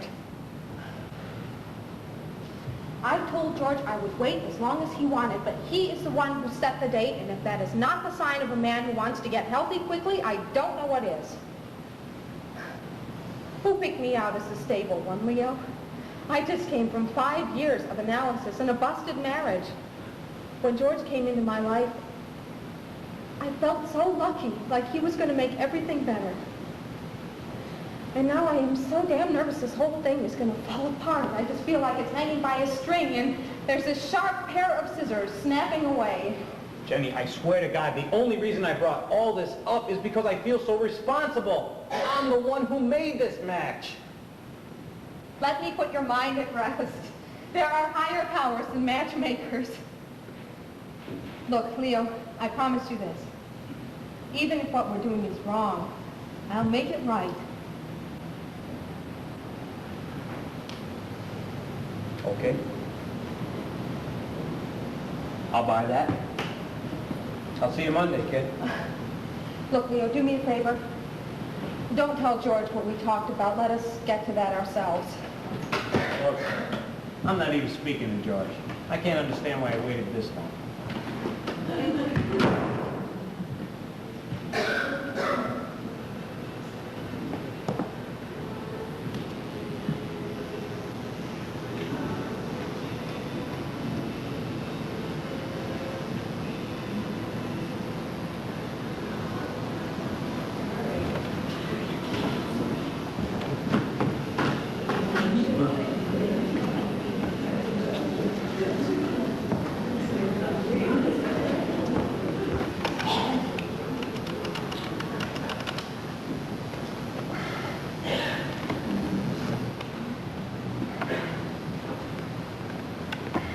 Dr. Ornstein, this is George Schneider again.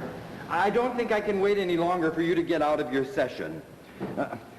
I know this is a weird message to be leaving on your recorder. I realize I should have called sooner, but actually I was very nervous about this. I'm getting married in about 45 minutes. She's a wonderful girl. I know I'm doing the right thing.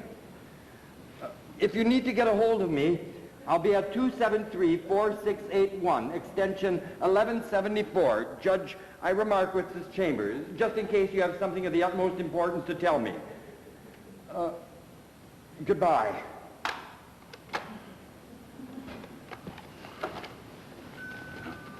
It's open.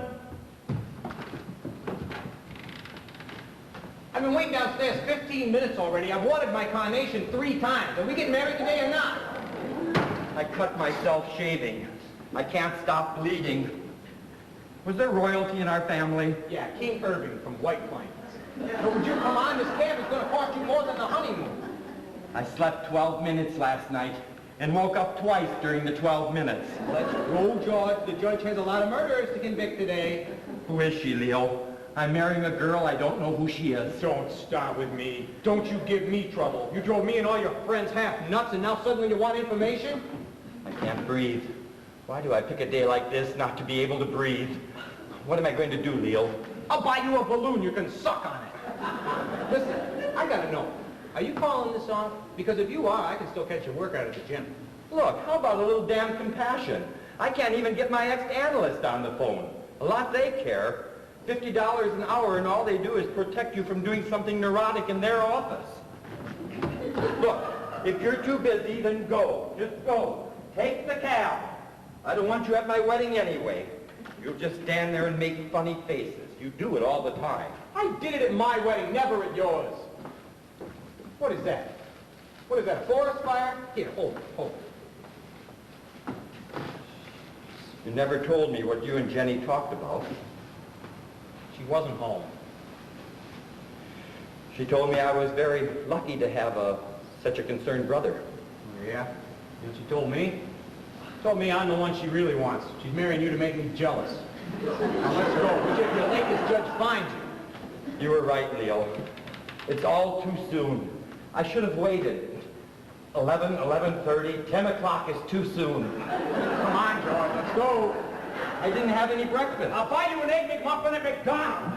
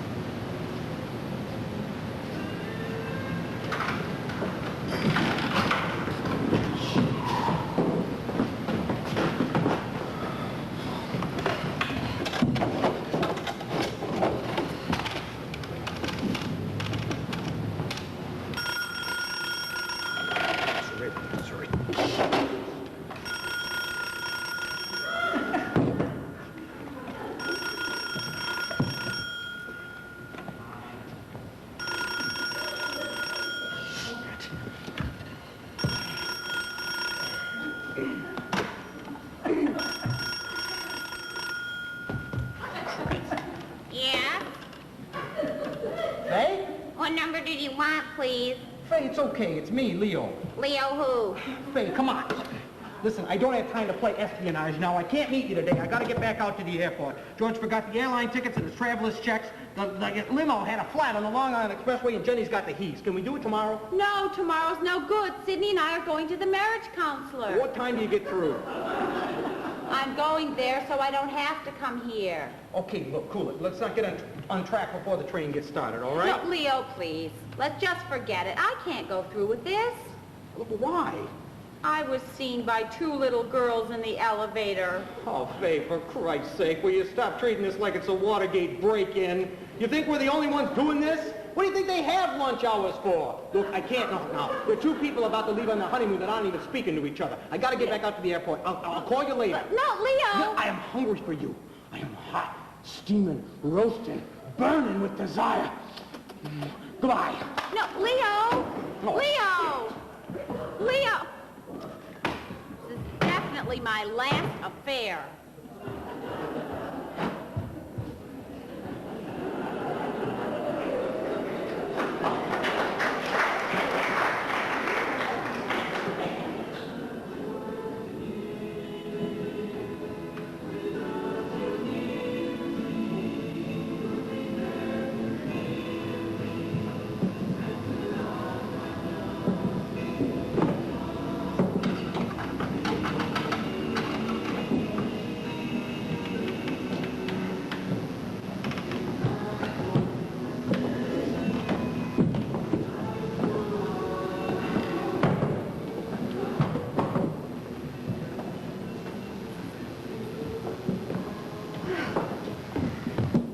Fun. 3 days of rain and 2 days of diarrhea. We should have taken out honeymoon insurance. Don't forget to set your watch back an hour. I don't want another hour. Let him keep it. Is there any mail for me? You've only lived here 38 seconds. Are you going to read your mail now? It's from my publisher. He wants some revisions. Again? You revised in Barbados. Is there anything soft to drink? There might be some beer. I could strain it for you if you'd like. No, thanks. I think we have all the strain we can handle. I read somewhere once that you can tell everything about a person by what they keep in their refrigerator. Oh, God, is this the man I married? Cold and empty with a little yogurt? I'll call the grocer in the morning and have him fill up my personality. Do you want to split half a bottle of open coke? None of that annoying fizz to worry about. How many glasses of wine did you have on the plane, Jenny? 2. How many? 4. You had 7. I had 6. And 2 at the airport makes 8. All right, it was 8, but it wasn't 7. Don't accuse me of having 7. You're tight, Jenny. Oh, is that what's been bothering you all day, George? That I had too much to drink? I'm sorry, I can't help it. I don't like to fly. I asked you to hold my hand and you wouldn't, so I had some wine instead. I did hold your hand. And while I was holding it, you drank my wine. All right, George, get it all out. You're angry because I ate your macadamia nuts, too, and your package of Trident chewing gum. And I read the Time magazine you bought before you. You're sore because I knew what happened to people in the news ahead of you. Don't mix up my mail, please. Pardonnez-moi. I'll revise it later. The little glum in here. We could use some plants, lots of plants, from the floor to the ceiling. And some sunshine. How do we get some sunshine in here? I think our best bet is to wait for the morning. Humor. At last, humor. Look, it's been a lousy day. And because of the time difference, we have an extra hour of lousy. I suggest that we just write it off and go to bed. I'm hungry. We just ate dinner on the plane. Airplane food isn't dinner, it's survival. Come on, let's go and get a chili burger. I don't want one. Oh, don't be ridiculous, George. Everybody wants a chili burger. Come on, George, a nice big greasy non-government inspected chili burger dripping with illegal Mexican chili? Cut it out, damn it! I'm sorry. How many times do I have to tell you I don't want a damn chili hamburger? Chili burger, George. The ham is solid, like in Hyphen Hill. Give the gal a couple gallons of wine and her repartee really gets quick. Well, never as quick as you, George. I'm just a dumb old country girl from Cleveland. So I noticed. Sitting on the plane with pen poised in hand over the New York Times crossword puzzle for 3.5 hours without ink ever once touching the paper. I am sorry, George. Am I not literary enough for you? How's this? Up your syntax. Swell. I'll try it tonight. I've been looking for a thrill. I've tried everything, including my funniest faces, to get a smile out of you since 8 o'clock this morning. Well, why don't you try an hour of quiet? I tried that in Barbados. It turned into 24 hours of gloom. Look, I'm walking a very fine line tonight. There are a lot of things I'd like to say, but they would just get us both in trouble. I'm not ready to deal with it now. So I suggest we just go to bed and hope that 2 extra strength Tylenol do all they claim they can do. I would just as soon hear what you had to say. I don't think you would. Why don't you take care of saying it, and I'll be responsible for not wanting to hear it.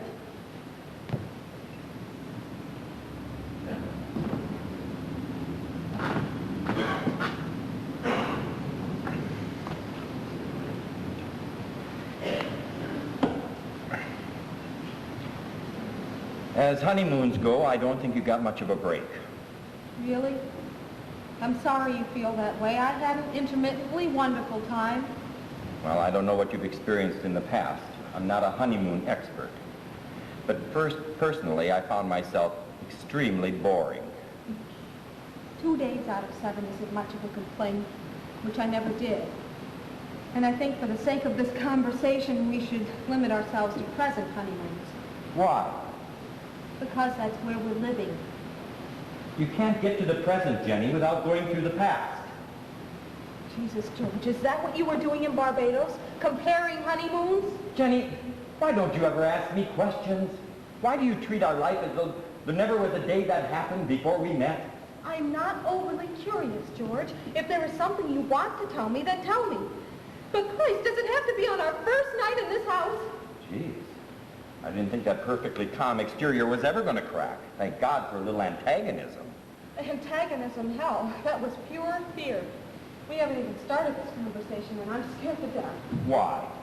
I have terrific animal instincts. I know when my life is about to be threatened. Jenny, aren't you the least bit interested in finding out who the hell we are? I think you've got this damn image of a man with a tragic past right out of Jane Eyre. You are the one with the writer's imagination, not me. All right. I'll start. Who was Gus? I'd like some biographical information on a man you spent a few important years of your life with. I mean, he's got to be something other than a comic figure in a football jersey who comes up in our conversation every time we need a laugh.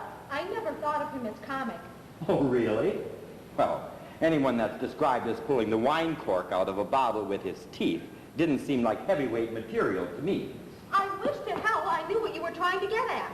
Tell me something, Jenny. Anything. What was your honeymoon like? What was your sex life like? Was it A, good, B, bad, C, good and bad? Pick one. Why are you doing this to me? I don't understand. Do you want me to stand there and tell you a detailed description of what it was like to be in bed with him? Is that what you want to hear? Forget it, Jenny. If you want the truth, I don't think I ever knew the first damn thing about sex. Because what happened between you and me in Barbados was something that I never dreamed possible. I hope you feel the same way, George. You never gave me reason to doubt it. I'm sorry, this is very painful for me to talk about. But I'll try, George. I'll try anything that will bring us closer to each other. I said forget it. No, goddammit, you are not going to split me open and leave me here. I went through one marriage ignorant as hell. At least let me learn from this one. What do you want to know? Ask me. You're doing fine on your own. Please, George. I am not going to blow 5 years of analysis in one night because you don't have the nerve to finish what you start. I have never been any good at confrontations. My father so much as curved an eyebrow and I fell apart. But I swear to God, I am going to finish this one. No more questions? Fine. How about if I ask a few? Why not? Tell me about Barbara. She was terrific. Oh, I know she was pretty, George. I see enough pictures of her around here. You went to Europe on your honeymoon. How was it? Rome, London, Paris. If you want a romantic description, it was a knockout. Oh, I've got the adjectives, George. Now, how about some details? Big room, small room, view of the park, overlooking the Seine, four-poster bed. What was the wallpaper like? Stop it, Jenny. What? What's wrong? You want to make a list? Things that are safe to talk about, things that are hands-off? Christ, I'm not up to this anymore. You were doing fine 2 minutes ago. I'm sweating like crazy. I don't think I can deal with this tonight, Jenny. I'm sorry. Why, George? Why is it so painful? What are you feeling now? Do you think that I expect you to behave in a certain way? No! I expect it. I expect a full commitment from myself. I did it 12 years ago, but I can't do it now. I'm in no hurry. What you're giving now is enough, and I know the rest will come. How the hell do you know? When did you become so smart and wise? Stop being so damn understanding. It bores the crap out of me. Then what do you want? Bitterness? Anger? Fury? You want me to stand toe-to-toe with you like Barbara did? Well, I am not Barbara. And again, I'm going to recreate her life to make my life with you work. This is our life now, George, and the sooner we accept that, the sooner we can get on with this marriage.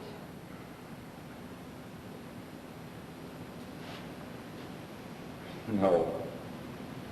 You're not Barbara. That's clear enough. Jeez, George. If you wanted to hurt me, you didn't have to work that hard. You give me so much room to be cruel, I don't know when to stop. I never realized that was a fault until now. It's one of those little things you're going to have to manage to change, but I have no worry, you'll manage. And you resent me for that. I resent you for everything. Why, George? Why? Because I don't feel like making you happy tonight. I don't feel like having a wonderful time. I don't think I wanted a particularly wonderful honeymoon. You unhappiness, Jenny, find yourself another football player, will you?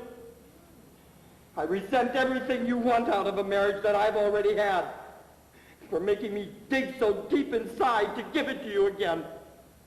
And I resent being at L or M and having to come back to A.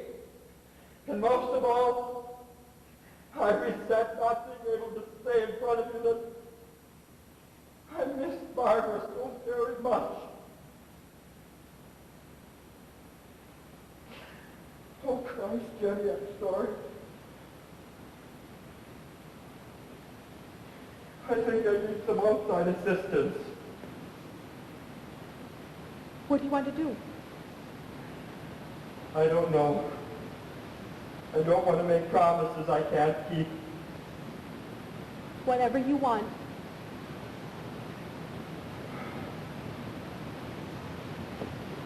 We have, as they say in the trade, problems, kid.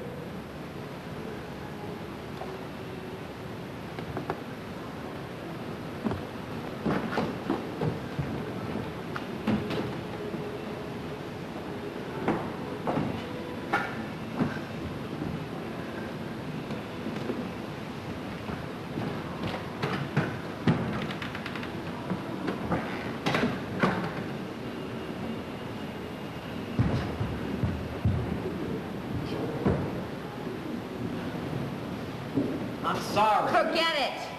Don't be like What that. should I be like? It was an important call I had to take. It's not taking it that bothered me. It's when you took it I felt was badly timed. Come on, look. He's my biggest client. That half my year's gross income depended on that call. Come on, Pac. Faye, what do you say? He won't call again. You mean you actually left this number? I changed taxis 3 times and walked with a limp into the building, and you gave out this number. It's a phone number, Faye. It could be a lunch in there. He doesn't know. I mean, that call meant $40,000 to me. I'm worried I'm going to be emotionally scarred for life, and you're getting rich. You're so tense, Faye. You've been tense since I walked in the door. I knew when I walked in and we shook hands, things weren't going to be relaxed. I'm no good at this, Leo. I'm nervous and I'm clumsy. Don't be silly. You've been wonderful. I'm sorry about your shoes. It's just a little red wine. They're practically dry. Your socks, too? Look, don't worry about it. Hey, Faye! Faisy! Have I offended you in some way? Have I been inconsiderate, insensitive? Aside from adultery, Leo, you've been a perfect gentleman. Oh, I don't know. I just didn't think it'd be so complicated. So noisy. Noisy? What noise? My heart. It's pounding like a cannon. They must hear it all over the building. I'll turn on the radio. They'll think it's the rhythm section.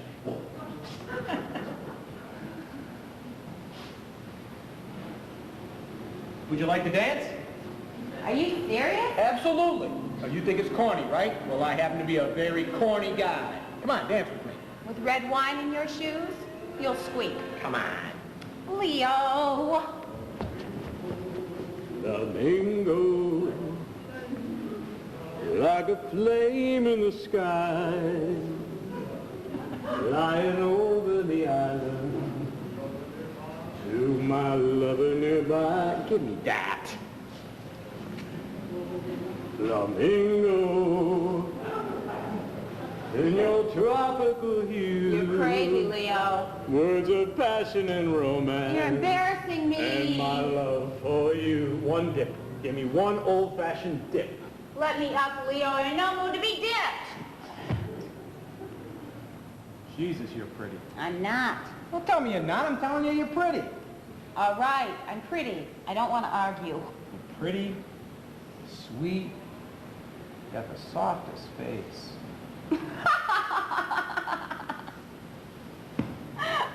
You've done this a lot, haven't you, Leo? You get some particular thrill in dousing me with ice water? You're so good at it. I admire your professionalism. It's also well crafted, like a really well-built cabinet. Where do you find a parallel between my lovemaking and woodwork? I may be new at this, Leo, but I'm not naive. You've had affairs with married women before, haven't you? No. Leo. There was one woman, but she was waiting for a divorce to come through. A lot. Maybe one other. You've done it a lot. A few times, I swear. A lot. Yes, a lot, but they were never important to me. Today is important to me. Now, what is this tent you're wearing? Please, Leo. A lot of meaningless affairs does not raise my appreciation of what we're doing. It's not just a phone call that's bothering you, is it? There's something else. You know what the problem is? You don't have a good enough reason to be here. That's a funny thing to say to a woman who's shopped in 12 stores for the right underwear. Okay, then maybe we rushed. I rushed it, okay? Maybe it's not the right time for you, Faye. What do you know about it? A couple of lousy affairs and you're suddenly Margaret Mead? Oh, listen. When Jenny first began having trouble with Gus, she decided to see an analyst. And I asked her, when was the day you finally realized you needed one? She said, it was the day I found myself in his office. Well, I'm here, in your office, and I need something in my life.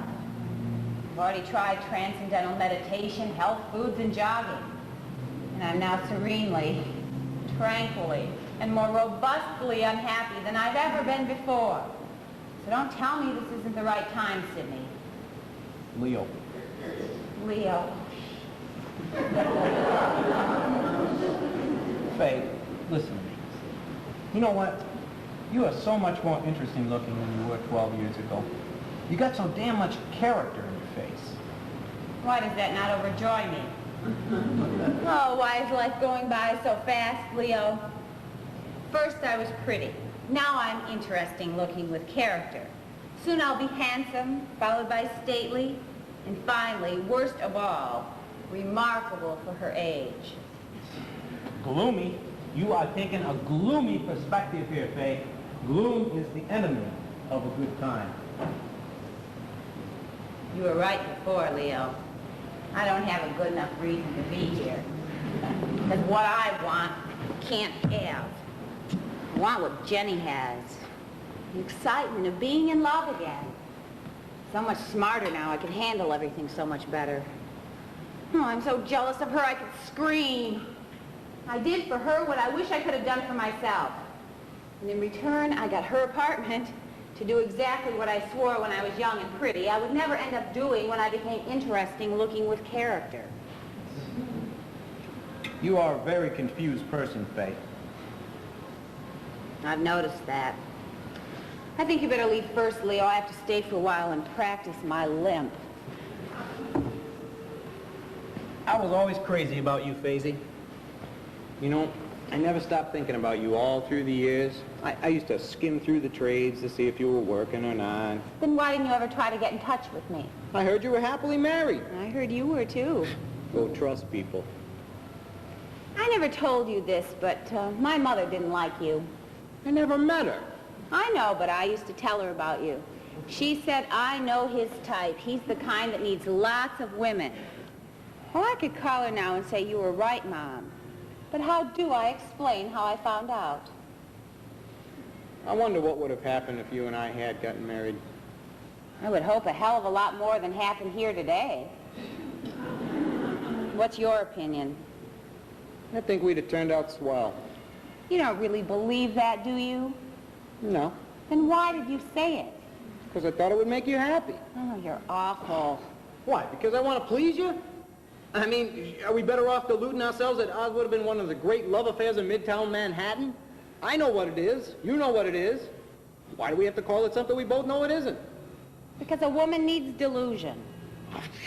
Not me. I need change. I need something new, something different. That's why I like show business.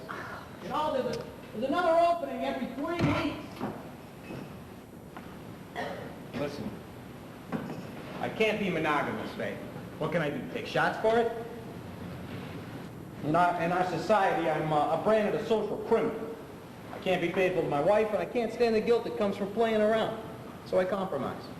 I have a lot of unpleasurable affairs. And what's worse, I really do care for Marilyn. But I don't expect her to understand, and I can't stop, so we just wind up hurting each other. I don't like it. I don't like crawling into bed at 2 o'clock in the morning and feeling the back of a cold, angry woman. I don't like you coming up here under any false pretenses. I'll tell you something, Faye. I would love, and I mean love, to make love with you. But that is the end of the sentence. I don't want to find romance. I mean, I don't want to dance on the ceiling. I don't want to feel my heart stand still when she walks through the door. Because I don't want to hurt anybody anymore. All I want is a little dispassionate passion. I mean, she's let George and Jenny handle all the romance for the entire East Coast, you know? I'll tell you, the man is half crazed right now. He's welcome to it. But as for me, I can tell you exactly what I do want. I want a woman who looks exactly like you. One who feels like you, and who thinks exactly like me. Boy, did I ever come to the wrong store to shop. So what do we got here, huh? We got one romantic, unhappy woman, one indifferent, frustrated man, and one available, unused bedroom is what we got here. It's too bad. You finally got me in the mood, and your honesty got me right out of it. Anyway, I like you too much. Making love to people you like can be very, very dangerous. Good. Save it for your enemies. Well, I can still get some work done. Can I drop you downtown? You mean leave together? Suppose somebody should see us. Faye, they could have seen us in the back.